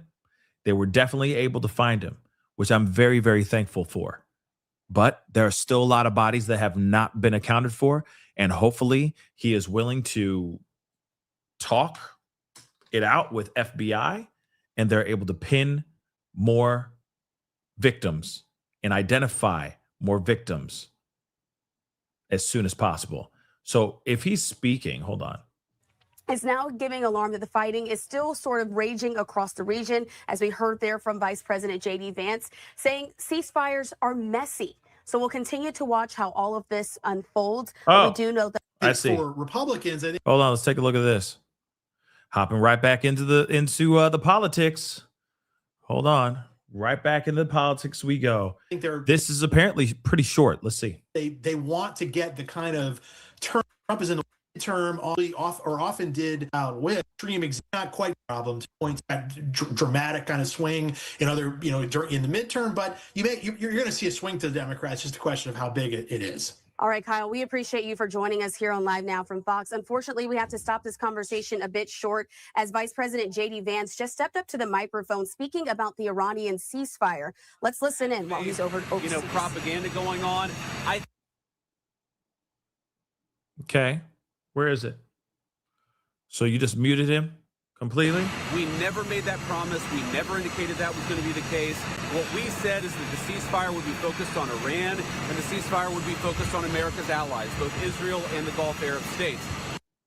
That said, the Israelis, as I understand it, again, I'm supposed to get a fuller report when I get on the plane, have actually offered to be, frankly, to check themselves a little bit in Lebanon because they want to make sure that our negotiation is successful. That's not because that is part of the ceasefire. I think that's the Israelis trying to set us up for success, and we'll, of course, see how that unfolds in the next few days. But look, if Iran wants to let this negotiation fall apart in a conflict where they were getting hammered over Lebanon, which has nothing to do with them and which the United States never once said was part of the ceasefire, that's ultimately their choice. We think that would be dumb, but that's their choice. Do you have an expectation of when that sector is going to be open? Well, we've already seen an increase in traffic today. Hopefully we'll see an increase in traffic tomorrow. We actually think that we are seeing signs that the Straits is starting to reopen. I think you guys have probably seen oil prices have come down. So I think the oil markets, the gas markets are seeing the same thing. But the president's very, very clear. The deal is a ceasefire, a negotiation. That's what we give. And what they give is the Straits are going to be reopened. If we don't see that happening, the president is not going to abide by our terms if the Iranians are not abiding by their terms. Mr. Vice President, Carol Levitt said you played a key role in these talks. Could you help understand some details about that role? And do you think your well-known opposition to foreign wars generally was a factor that made you a key player in this? Well, I appreciate Carolyn saying that. I mean, you know, my key role was I sat on the phone a lot. I answered a lot of phone calls. I made a lot of phone calls. And again, I'm happy about where we are. I think the president has struck a good deal for the American people. But fundamentally, the Iranians have got to take the next step, or the president has a lot of options to go back to the war. Do you know if Iranians requested that you join the talks? I don't know that. I would be surprised if that was true. But, you know, I wanted to be involved because I thought I could make a difference. And obviously, I think the people really on the ground doing the day-to-day negotiating have been Steve and Jared. They've done a great job. But we're going to keep on working this as a team, as we always have. You know, Pete's been very helpful at the various military elements of this. Marco's obviously been extremely involved. We work as a team. We work effectively. And, you know, yeah, I've been on the phone a lot the past couple of days, but we're glad to be where we are. Mr. Vice President, how is the United States accomplishing its stated objective of ensuring Iran doesn't have a nuclear weapon ever if they still have highly enriched uranium? And what's the plan to get the uranium out? Well, look, I mean, this is one of the things, it's going to be one of the main subjects of negotiation is that we want Iran to not be able to make a nuclear weapon. We want the nuclear fuel, which is something the president has made very clear. And there's, again, the way to think about this is the United States has certain demands and certain things that we want. The Iranians have things they can get out of the negotiation. The more that they're willing to give us, I think the more they're going to get things out of this negotiation. The president's talked about sanctions relief. The president's talked about economic partnerships and things like that. That's not going to happen unless the Iranians make a firm commitment to stop anything close to the development of a nuclear weapon. And frankly, the president has all the cards here. We've got a lot of leverage. We've got a lot of things that we can do. But right now, I think that we're in a good spot. Is the to wipe Iranian civilization off the map still on the table? And is it fair to keep 90 million Iranians under that threat for the actions of their leaders? Well, look, the leadership is really to blame for the condition of the country in Iran. The president of the United States has made very clear that the United States has a lot of leverage here. We have economic leverage. We've got military leverage. What he's trying to do is make sure the American people are safe and strike a deal that's good for the American people. I encourage the Iranians to come to the table seriously. We've seen some signs that they're going to do that. We've seen some signs of bravado. Fundamentally, we're in a good spot. They're reopening the Straits. We have a ceasefire. And frankly, if they break their end of the bargain, then they're going to see some serious consequences. But wiping them off the map is different than an economic leverage or military leverage. Why is that kind of language useful in this kind of scenario? Well, again, the president of the United States is saying that unless the Iranians do the right thing, he is going to have some serious consequences for the regime. We obviously don't want the people of Iran to suffer, but we have a lot of leverage the president of the United States could use, and it's why I think it's so important for the Iranians to be negotiators in good faith. Okay, buzz the last couple of days with the Free Press story saying that senior Pentagon officials in January, including Rich Colby, brought Cardinal Pierre into the Pentagon. Who? Cardinal Christophe Pierre Okay. into the Pentagon. I haven't seen the story, Okay, well, unfortunately. And essentially, the reporting by the Free Press is that they told him that the American military has a lot of might and they can do whatever they want, and the church should get on its side. Does that message sound correct to you? Is that something you would sign off on? So one, I with no disrespect to the Cardinal, I don't know who Cardinal Christophe Pierre is. He's the ambassador to the Holy See and the U.S. Oh, okay. I do. I've met him before. Sorry, I just didn't remember the name. I've never seen this reporting. I'd like to actually talk to Cardinal Christophe Pierre and, frankly, to our people to figure out what actually happened. I think it's always a bad idea to offer an opinion on stories that are unconfirmed and uncorroborated, so I'm not going to do that. Mr. Arthur, on the question of Iran's enriched uranium, do you see a scenario in which the administration may be willing to agree to allow Iran to continue enriching the uranium for civilian nuclear purposes? Well, look, what the president has said is that we don't want Iran to have the capacity to build a nuclear weapon. The president's also said that we don't want Iran enriching towards a nuclear weapon, and we want Iran to give up the nuclear fuel. Those are going to be our demands during the negotiation. And again, we're going to see what the Iranians are willing to give up. If they make a good faith effort to actually give us the things that we need to have a successful negotiation for the security of the American people, I think there's a lot on the other end. If they don't give us what we need, then I think it's going to be bad. But I'm optimistic that the Iranians are going to be smart, that they're going to negotiate in good faith. And your negotiating partner in Iran, I know Kevin sort of asked about this already, but he essentially is saying that they're distrustful of the U.S. for, he tweeted out that 3 of the 10 points in the ceasefire framework have already. They're distrustful of the U.S. What do you make of him tweeting that out before negotiations? So I thought it was interesting, actually, because I did see that tweet from Ghalibaf actually just a couple of minutes ago.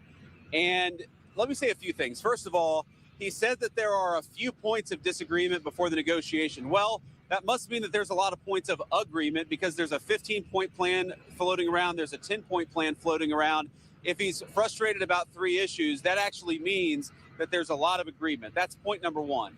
Point number 2, to respond to each of those issues, and I read it very closely. Let me just say this. I actually wonder how good he is at understanding English, because there are things that he said that frankly didn't make sense in the context of the negotiations that we've had. But to address the 3 points, first of all, he talked about an attack that had allegedly happened on Iran and how that was a violation of the ceasefire. Ceasefires are always messy. An hour after the president announced the ceasefire, the Iranians launched a bunch of missiles. Then the Israelis responded. Then some of the Gulf Arab states responded. This is the nature of a ceasefire. No ceasefire ever goes without a little bit of choppiness. What we have been very clear about is that we want to stop the bombing. We want our allies to stop the bombing, and we want the Iranians to do the same thing. We're seeing evidence that things are going in the right direction, but it's going to take a little time. The second thing Ghalibaf said, which again I found fascinating, is he said, we refuse to give up the right to enrichment. And I thought to myself, you know what? My wife has the right to skydive, but she doesn't jump out of an airplane because she and I have an agreement that she's not going to do that because I don't want my wife jumping out of an airplane. We don't really concern ourselves with what they claim they have the right to do. We concern ourselves with what they actually do. And I think the president's been very clear on the enrichment question. Our position on that has not changed. I think the third thing that he said was Lebanon. Okay. And again, I actually think that is a reasonable misunderstanding, but neither us nor the Israelis said that that was going to be part of the ceasefire. Again, we're working with people to try to get through some of these things, but it's really fundamentally, we're on the right track. We got a lot more to do. We got a lot more that the Iranians are going to have to accept as part of this negotiation, but I think we've got a strong hand and we're going to play it well. Thank you all. Have a safe trip back. The talks won't happen.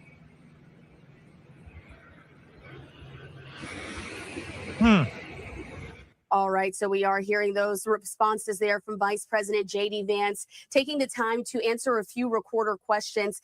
This has been major, as of course we do know that President Trump is now dispatching Vice President Vance, as well as other partners there within the White House, heading to his negotiating team to talk to them by Saturday. So several of Iran's veteran political leaders who were killed in war will not be there. So Iran's delegation is expected to be led by a parliament speaker and a former Revolutionary Guards commander as well. We do expect the foreign minister to also be in attendance. But once again, this was major, as we heard from Vice President J.D. Vance ahead of his trip to the Middle East in order to have some of those negotiations. And so I do want to put this up on your screen as we've been tracking some of the latest.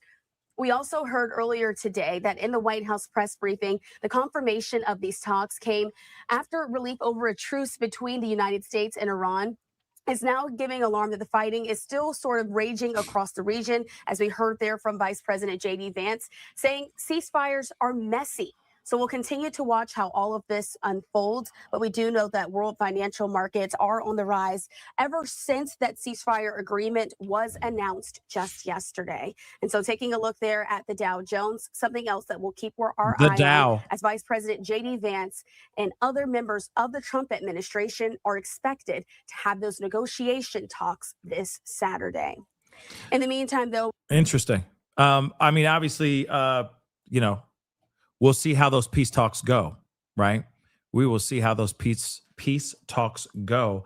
But we do have something here, which is also very interesting. Remember, we heard about Trump possibly having America leave, all right? Having America leave NATO. Remember that? So now he's still talking about that. He's apparently Trump is to discuss about quitting NATO over the fact that they were turning their backs on the American people, as he furiously denies Strait of HORMUZ is closed. Yet they're saying it is closed, right? The Dow is up. Yes, I know. The Pam Bondi would be very happy about that. In fact, we have something about Pam Bondi we need to talk about too, some bullshnish. The timing is impeccable on that one too. So we're going to talk about that here in just a minute, okay? And we're gonna have to go through some of this stuff pretty quick, all right? So Donald Trump will discuss quitting NATO as he meets with the Alliance Secretary General on Wednesday over its failure to support his war in Iran. So there's a meeting that's supposed to be happening, as we heard from Caroline during a press conference. She did say that the president is going to be having a meeting with some members of NATO, okay? The NATO Secretary General Matt Root, okay? And apparently they're supposed to be having a conversation today. So he's preparing to discuss quitting the 32-member bloc when he meets NATO Secretary General Mark Rutte, having repeatedly demanded allies send warships to help reopen the Strait of HORMUZ, which it has not happened. NATO and all other allies have not wanted to do anything with this, right? So Levitt, Caroline, told reporters withdrawing from NATO is something that the president will be discussing in a couple of hours with, of course, the NATO Secretary General, and perhaps you'll hear directly from the president following that meeting later this afternoon. So the White House also hit out at claims from Iran that the Strait of HORMUZ had been closed over Israeli attacks on the regime's proxy terror groups in Lebanon. So we have seen an uptick of traffic in the Straits today. This is what Levitt said, but we're hearing other reports. We're hearing opposing reports saying that the Strait is shut down, that only two boats got through the Strait of HORMUZ, and then they shut it down because of what Israel's doing to Lebanon right now. Okay. So moving on, two tankers, like I said, two tankers were allowed to get through the Strait of HORMUZ this morning, as the 2-week ceasefire commenced. But then it got shut down because they found out that Israel was dropping bombs on Lebanon. So that turned into a problem. So there's a huge possibility that Trump might be storming out of this meeting with the NATO Secretary General saying, F you, we're out of here. We're not a part of NATO at all anymore. You guys weren't willing to help us. Why do we need to be a part of it and help y'all? We're out. There's a possibility of that happening. And there might be a conversation where there might be a moment today where we might be seeing a new impromptu press conference from Trump saying that we're out of NATO, which would be a huge historical moment, just so you know. But there is something else I do want to show y'all that we didn't get a chance to show. And I think this is very, very interesting. Pam Bondi, remember her? She will not appear in the Jeffrey Epstein deposition anymore. Yeah, guys. Pam Bondi will not appear for her deposition on the Epstein files on April 14th. You think that she may have been fired just in time?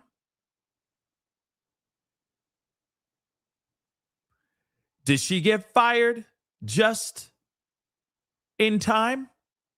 Or is this just a coinky dink? About next steps regarding scheduling her deposition. So not To the breaking news from Capitol Hill, the House Oversight Committee has announced former Attorney General Pam Bondi will not testify as part of the Epstein probe next week. The committee voted to subpoena her last month.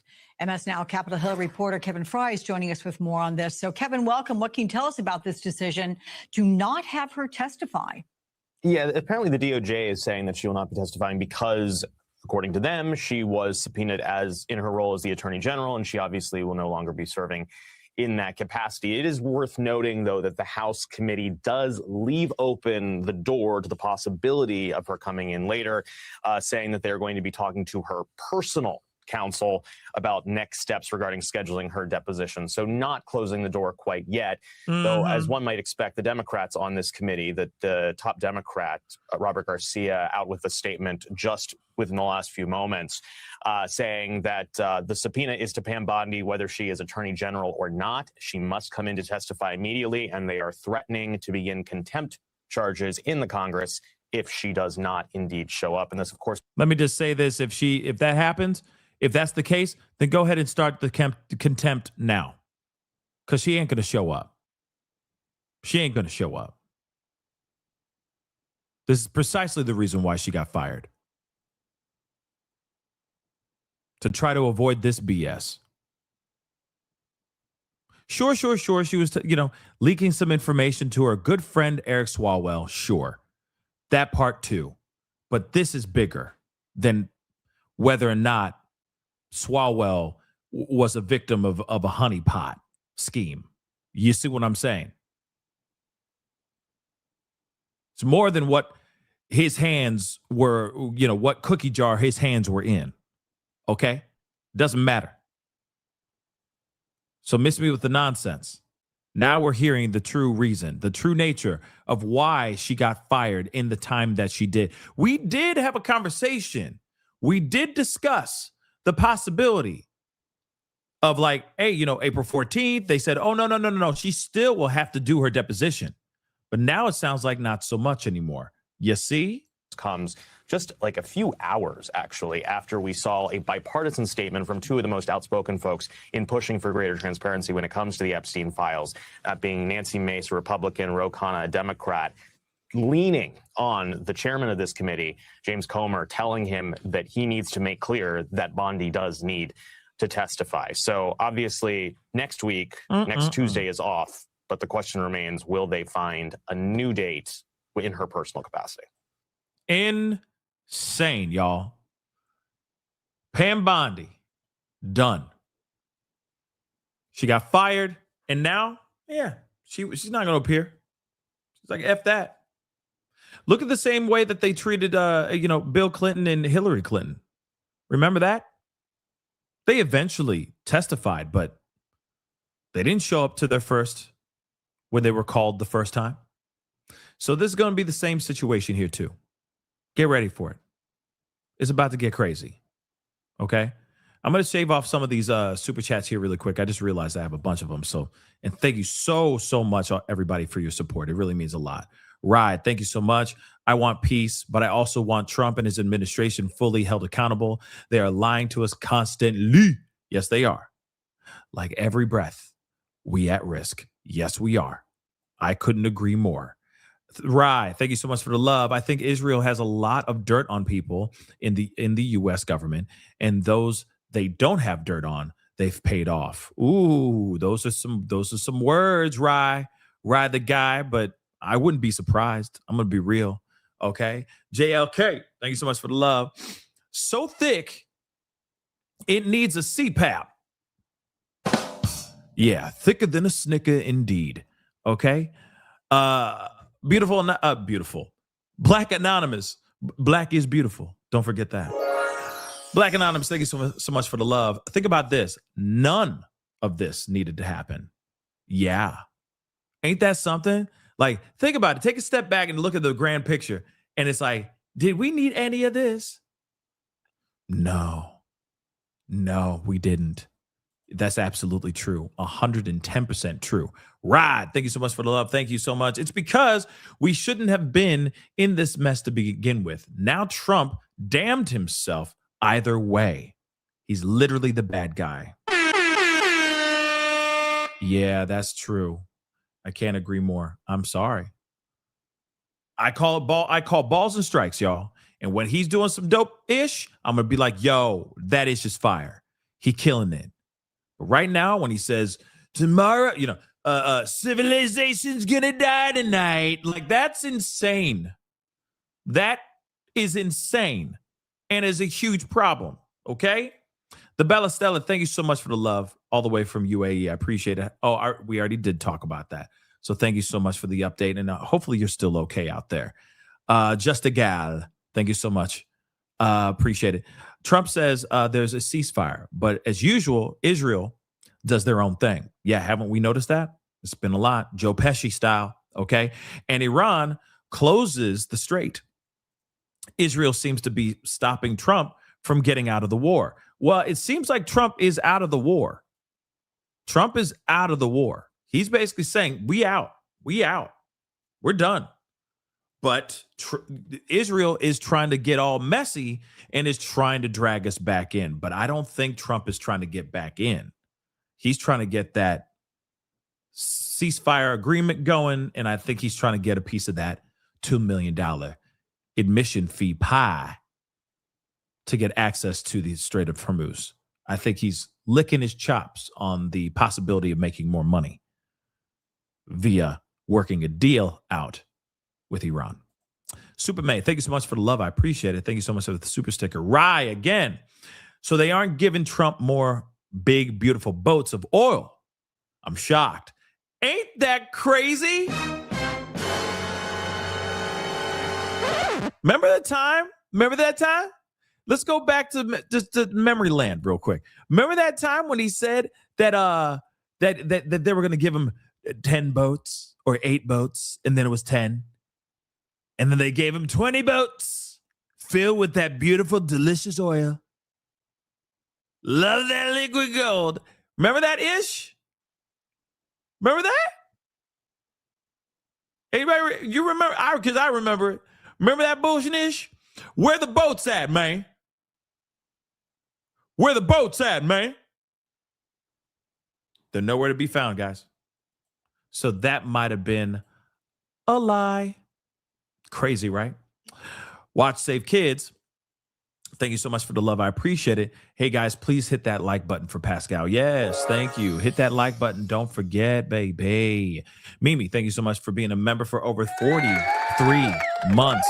My Lord. Almost 4 whole years. Wow. Thank you so much for your support.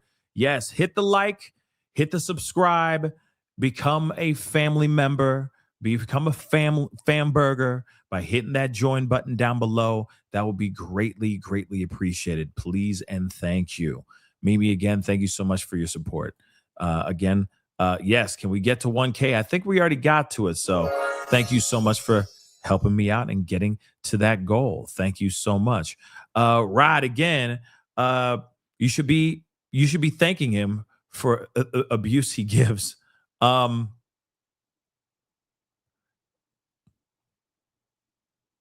It's kind of like Caroline was saying it like that. Wasn't she though? You know? You should basically be saying, please, sir, may I have another? Which is crazy, right? Welcome to the world that we live in. The Bella Stella, thank you so much for the love again. She sits on the throne of lies. Inhale air, exhale lies. So true. Again, Bella, thank you so much for the love. He doesn't know, but he's using a Fisher-Price classic chatter phone. Oh my God. Yeah. No doubt.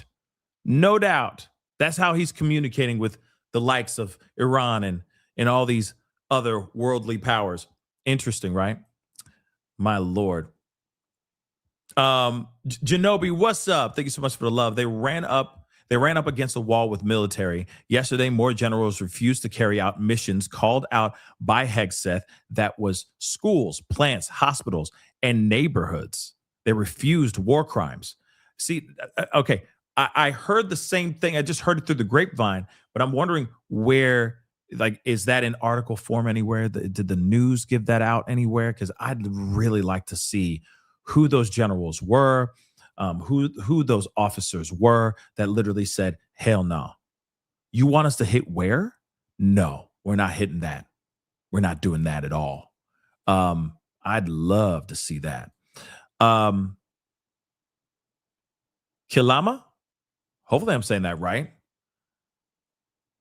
GD, you right. Now I cannot unsee this. She does look like the white version and the black version of the same woman. I'm sorry. That Fox News Faulkner, I think is her name. Okay, and the Lara, whatever her name is, they look like they could be sisters. How's that? How about that? You know what I mean? Sisters from a different mister, but same mama. You know what I'm saying? I don't know. It's the long face. It's the long face for me. It's the long face. Michelle Woods, thank you so much for the love. It wouldn't surprise me if all female Fox News anchors go to the same plastic surgeon. Yeah, maybe. It's like, I got a great girl. She's amazing. You know, the same filler, the same Botox. They even have the same dietitian, the same personal trainers, you know? And Taryn, thank you so much for becoming a member. Welcome to the family. Thank you so much. I appreciate that. Now, here's something we do need to talk about. I've been meaning to talk about this for a while now, but we just haven't had any time. So I just wanted to squeeze this in really quick. It is in the title. It's about this disappearance of this woman by the name of Lynette Hooker. She was on a dinghy with her husband, and then she ends up going overboard and just disappears in the water. And we got to talk about this. This is also in the true crime realm, but this is also something that's grabbing the nation right now. A lot of people are very concerned. Apparently, she and her husband were in this dinghy together, and then she went overboard, and she has not been seen. And there's been a lot of speculation that the husband may have done something sinister in this situation. So let's take a look at this. The urgent search and rescue operation underway for an American woman in the Bahamas. Her husband says she fell off a boat with the key to the boat, and he says she was then swept out to sea. He says he had to paddle back for help, and here's Victor Oquendo. Tonight, an urgent search underway for a 56-year-old Michigan woman who vanished at sea in the Bahamas after falling off a small boat. Authorities say Lynette Hooker was with her husband Brian when they left Abaco Inn on Elbow Key around 7:30 p.m. on Saturday, riding in an 8.5-foot-long dinghy back to their yacht. Her husband telling police that due to poor weather, Lynette fell overboard and was swept away by the strong currents, taking the boat's engine key with her. Okay, first off, I'm sorry. Couple red flags fly. Now, for me, this is still a very brand new case for me. I still don't know much about this case. So I'm learning about it as we're going here, watching this. But I'm telling you right now, knee-jerk reaction is he lying. Knee-jerk reaction is he's not telling the truth. Now, I could be wrong. Okay, it's like the same thing where we were all side-eyeing Tommaso with Nancy Guthrie's case. This situation seems a little bit weird. They're in a dinghy, they're rowing back over to the yacht, and then suddenly out of nowhere, because of bad weather, she falls overboard. She has the key to the boat on her or in her pocket, and she's nowhere to be seen. She just disappears because of bad weather. So instantly you all want to know if the bad weather is actually true, if there was bad weather that day in that moment. And then of course it also makes you want to wonder what kind of guy this guy is, this husband. Is he a violent guy? Is there a history of DV or anything of that sort? Those are the instantly what I have that blast through my head as we're listening to this case. Okay. He's the only other person to see her alive, and she fell overboard in a dinghy. And she has the key to the boat. I find that weird. It could be innocent. Let me be real. It's sus. It's hella sus. But it doesn't mean that he's the bad guy. But it also could mean he's the bad guy. You understand what I'm saying? Leave everything on the table until proven otherwise. Let's go. The forecast for that evening showing some scattered storms. With the boat's engine shut off, her husband telling police he had to paddle back to shore to get help, reporting her disappearance around 4 a.m. the next day. Lynette, seen in this video, just wait. Let's do that again. Let's roll that back again. He rowed all the way back to, and depending on how far away he was, how far away that boat was, and he had to row in his little dinghy out to shore, and he didn't report her missing until 4 a.m. How long did it take him to row back to shore? Think about that for a second. Now, you're only rowing with maybe one paddle, maybe two paddles, depending on how far away you are. That's taking a minute. That could take a minute. But it takes you that long to call 911 and report her missing at 4 a.m. in the morning. I don't know. It is weird, but we need more explanation. Engine shut off, her husband telling police he had to paddle back to shore to get help, reporting her disappearance around 4 a.m. the next day. Lynette, seen in this video just days before she went missing. For hours yesterday, authorities combing the waters for Lynette, joined by the Coast Guard. They say it's unclear if she was wearing a life vest at the time. David, for Americans visiting the Bahamas, the State Department cautions boating is not well regulated there, and Americans should always follow local weather and marine alerts. David? Victor Akendo reporting. Victor, thanks. We've got shocking new details. Okay, so that's a little bit weird, right? And of course, I get it. He's paddling. You know what I mean? He's rowing. He's using a paddle. He's in a dinghy. Depending on what the current is like, the wind is like, all that, it could take a minute for you to actually row all the way back. That's the other thing too, Caroline White. Okay, that's a good question. You're telling me he didn't have his cell phone on him when they went on the dinghy, or you're telling me that if he didn't have his cell phone on him when he was in the dinghy, but he had his yacht or his boat nearby, and that's where he was rowing to.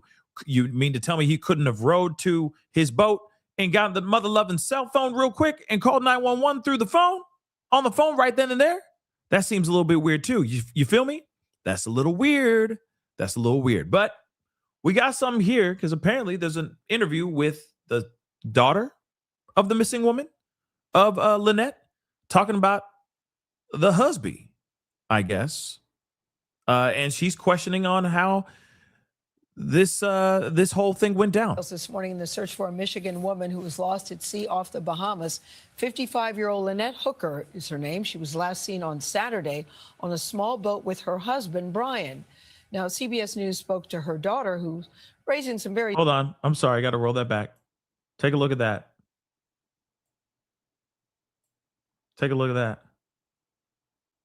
So if this was the dinghy that they had, that he used to row back, because it's not like he's going to row a freaking whole boat, you understand, It's not like he's going to row a whole freaking boat. I don't know. This just seems weird. It is a small ass dinghy. It's a dinghy. But he used that, I guess, to row all the way back. David just said they were on an 8-foot dinghy. Okay, because I was about to say, doesn't this have a motor? I see a motor right there. I'm like, dang, wouldn't they have just used the motor? Or he used the motor to just get to where he needs to get to quickly, right? But yeah, Gail is doing this story too. This has gotten national attention for sure. So we definitely need to talk about this. Her daughter, who's raising some very serious questions about comments her husband has made in the past. Our cameras found Brian Hooker in the Bahamas, but he is refusing to tell his side of the story. What? Christian Benavides has more. Christian. If he's not willing, damn. So he's not willing to cooperate? He's not willing to tell his side of the story? I mean, so there's a difference between these two things. Either he's not willing to tell his side of the story to the public, to the media, and he's just staying quiet, or he's not willing to cooperate with police. If he's not willing to cooperate with police, it's a wrap. He did something. Sorry. Why would he not cooperate with police? It's the same thing with the Emmanuel Haro situation, right? He said, hola. I turned around and he said, hola. You know, and then later on, they weren't willing to work with Rebecca Haro, was not willing to work with police after the fact, but she was all over the media basically saying, he said, hola, right? Clearly, you did something bad. You feel me? So again, something very, very interesting. Good to see you. Good morning. Good morning, Gail. I spoke to Lynette's daughter, Carly. She had some troubling revelations about the relationship between her mother and her stepfather, Brian, including that after a 25-year marriage, they had recently split up before getting back together. Now she has some questions about the version of events that Brian told investigators about the night her mother disappeared. Uh-oh. Lynette Hooker has been sailing for over a decade, often documenting what appears to be a joyful time at sea with her husband Brian on social media. Water and boating has been Yacht in their rock. lives for a while. But the couple's nighttime boat ride in the Bahamas on Saturday turned into a nightmare when Lynette fell overboard. Her daughter Carly told us their life wasn't as picture perfect as it looks. It's always been kind of rocky. Their relationship has been a lot of fighting and drinking lately. So I'm just kind of questioning what actually went on in the dinghy. Royal Bahamian police say Brian told investigators Lynette fell from the 8-foot hard-bottom dinghy with the keys to the boat, shutting off its engine, and was carried away by strong rip currents. Does it add up? No, it does not. Brian's always driving. So he basically is in charge of the key. So the fact that my mom had it doesn't make any sense. Carly said Brian left her this voicemail, claiming authorities had found a flotation device he threw to her mother. Hello, honey. I just got a call from Cooktown Search and Rescue, and I found a flotation device that I threw to Mom when she fell overboard, and so they haven't found her yet. Police. Hold on. Something about this is weird. So you mean to tell me that she falls overboard and you just throw her a flotation device and go, here you go, baby. Tread water, honey. Please, I loved you. And you're not going and trying to go and get her? You're literally just throwing a flotation device and saying, tread water, baby. Tread water. That doesn't make sense. That doesn't make any sense. Now, does it? That's not good. He said, honey, I threw her a flotation device when she fell overboard. You're not jumping in after her?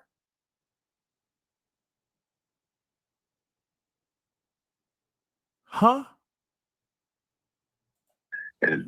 They haven't found her yet. Police say Brian paddled back to shore to Marsh Harbor. That's where CBS News found him Tuesday. They say it's a final chance to get your side of the story. But he Who's this woman too? declined to comment. Former Palm Beach prosecutor Dave Ehrenberg. People just don't just fall off little boats, but because of the daughter's comments, it adds an extra level of urgency and national attention. Now, it's important to note that Bahamian authorities have not accused Brian of any wrongdoing. We've also learned that the U.S. Coast Guard has assisted in the search for Lynette. Yikes. This is a whole bunch of bad. Okay? This is a whole bunch of bad. And instead of them actually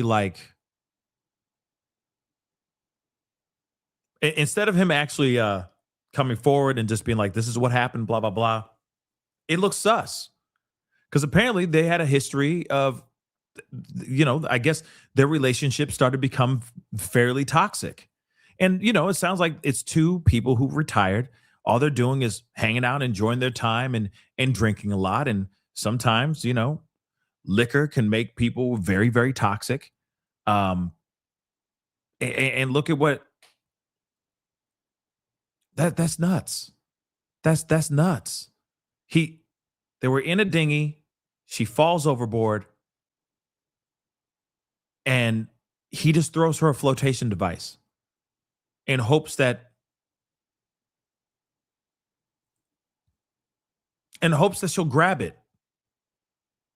He didn't bother to go jump in or try to tie the dinghy to him and then maybe dive in just in case or something. You know what I mean? I get the water could be really rough, but at the same time, you didn't even bother?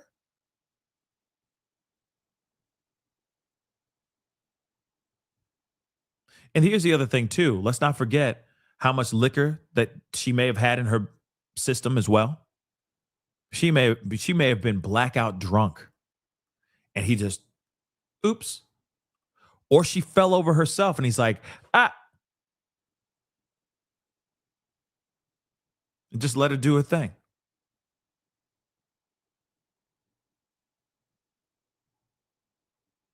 That's really sad. And scary. But the fact that this guy apparently has a history of also putting his hands, has threatened and put his hands on, allegedly, according to the daughter. I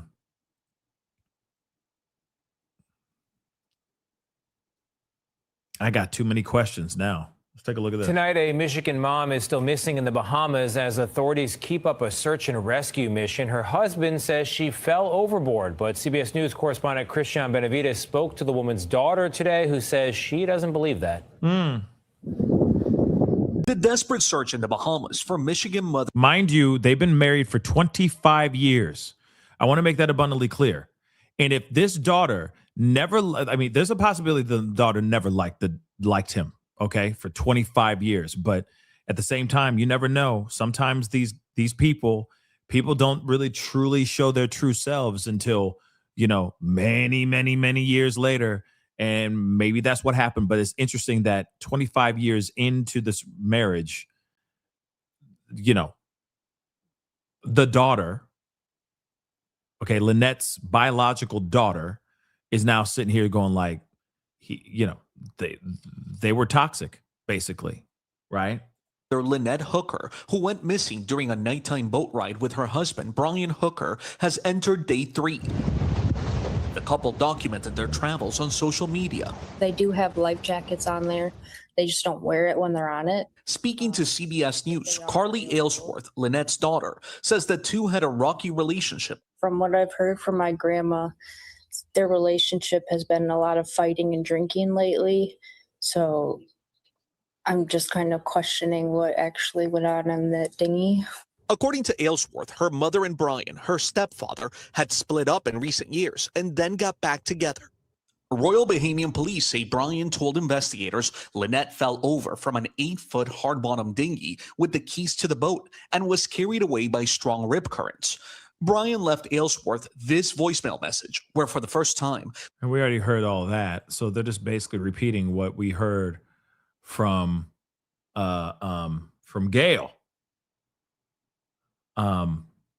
Something very strange going on.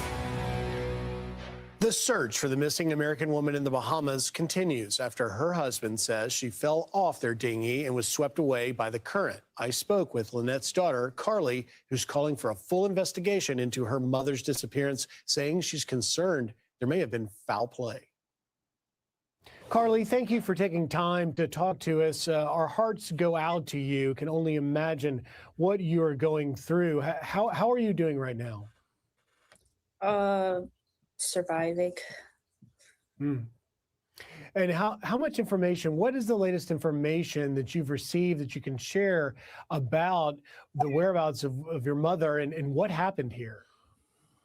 So I just found that they found the floating device that was apparently thrown to her when she was in the water.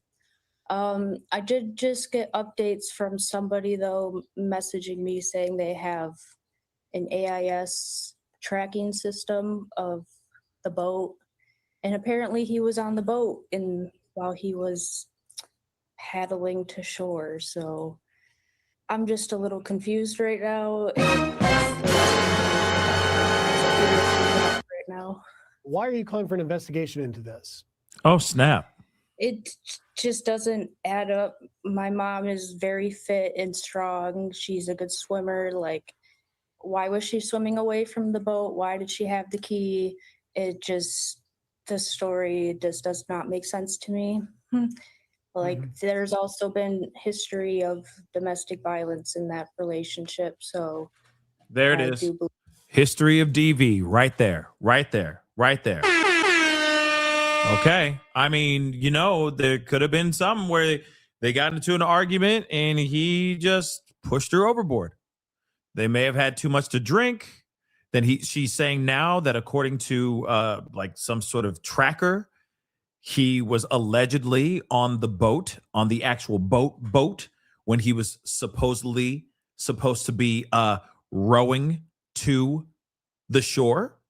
So that's also insane as well. I believe something might have happened to her. So is there a history of Brian being violent towards your mother? And can you elaborate on that? Yes, there's history of him choking her out and threatening to throw her overboard. So the fact that this is actually happening makes me believe there's more to the story. I mean, yikes. You feel me? When did that occur? This and the prior incident? 2 years ago. How long, when did they meet? How long have they been married? 25 years. Okay, 25 years. And have you, since this whole incident has happened, have you spoken with Brian? He's the one that told me, and I was in shock, so I didn't say much. But he got off the phone pretty quick. And then he just called me today, but I didn't answer it. And he left a voicemail saying they found the flotation device. Okay, so that now, when you say a flotation device, does that mean that Brian threw a flotation device and that Lynette went into the water not wearing a life vest? Yes, they have life vests on the raft, but they don't wear it. Hey, Carly, does it strike you as unusual that Lynette would go into the water with the keys to the dinghy? Yeah, that seems a little weird. Doesn't really make sense why she would have them. She never drives the boat. It's always Brian driving the boat. And he's like a pretty big guy, so he's like in front of the key basically. So she would have to reach over him, and it just doesn't add up. So do you suspect foul play in this incident? A little bit at the moment. And have you spoken directly to him about your concerns? I spoke to his daughter, which is my stepsister, about this and what I thought. And what did she say? And what does your stepsister say? she believes it doesn't add up. She was thinking about going down there to see him, which I think is not a great idea right now. And why is that? I just think not being around him at the moment would be a good idea. Like, just too many things up in the air right now. You might murk. What, have you had much of a relationship with him? And if so, what is he like? Yeah, I've known him all my life. My mom's been with him since I was about 4. So he just kind of replaced my dad really quick. But I was too young to really even know what was going on. He's always been basically the one to make the rules of the house, all my groundings. He's I believe he has a bunch of anger he hasn't processed. I've seen him choke out one of his daughters before, and he had to go to court for that. Oh, way to stop right there. He put his hands on one of his children so badly. I mean, first off, don't put your hands on your children like, nah, okay. But so badly that they went to court over it. That's a big deal. Was only in 3rd grade. So he's just repeating patterns. And Carly, is law enforcement aware of all this? As I understand it, the Royal Bahamian Police are doing the investigation. You have called for U.S. officials, federal and state, to get involved. What is law enforcement saying, and have you shared these concerns with the police?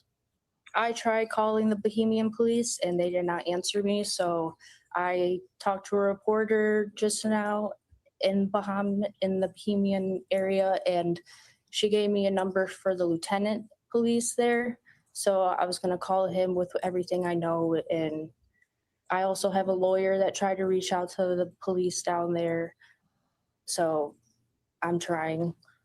And let me also ask you, what your mom, Lynette, what is she like?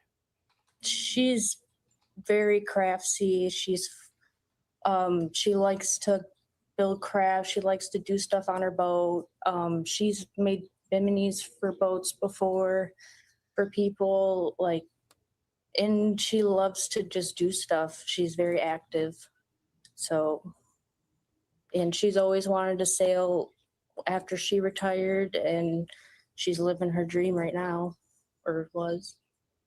And in the latest information that you've received from law enforcement has been what? Just that they're doing investigations. I've seen videos of boats out there looking for her, and I know the Coast Guard was out there looking for her. And have you had any contact with the State Department?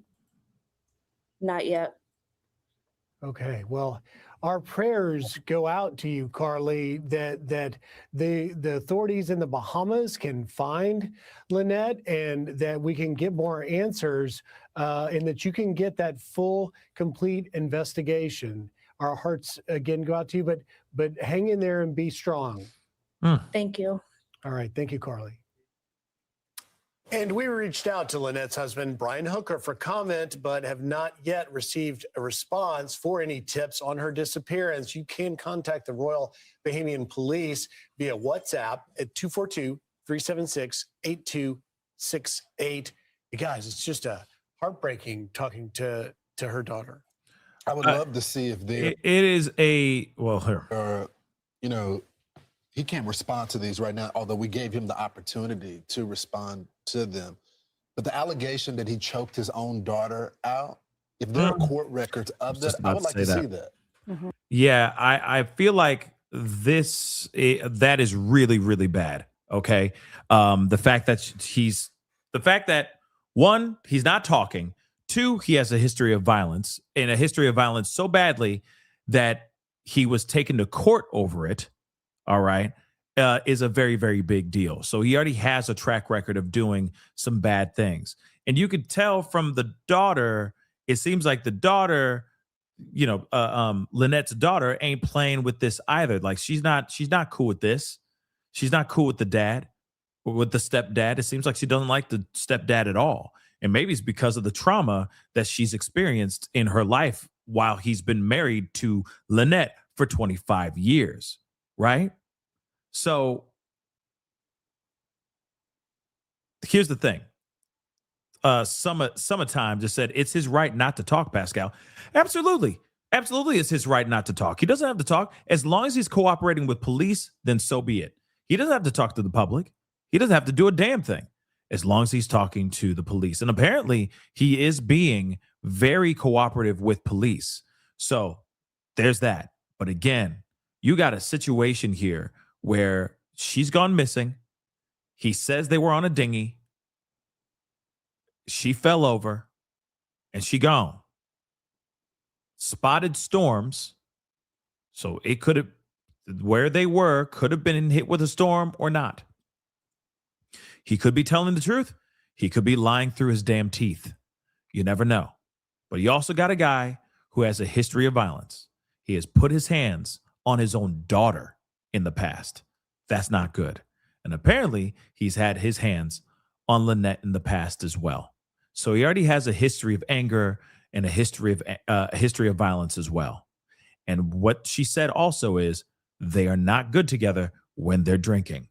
They've been drinking a lot more and all that. And I'm assuming they're retired or they're vacating. And when you have no care in the world and no worries about going and you know, you don't have to worry about showing up to work and you could sleep off hangovers all day long. I mean, that could be something bad. I'll just say that. So interesting that this is something that's popping off. People have been talking about this for the last few days, I've noticed. So I wanted to bring this up to you guys because, again, this is also a missing persons case. And he could, let's be real. Just because he has a history of violence does not automatically mean he did it. It does make him look guilty as hell, though. I will say that. Just like he's not willing to talk to the public and make a public statement does not automatically mean an admission of guilt. But it does look weird.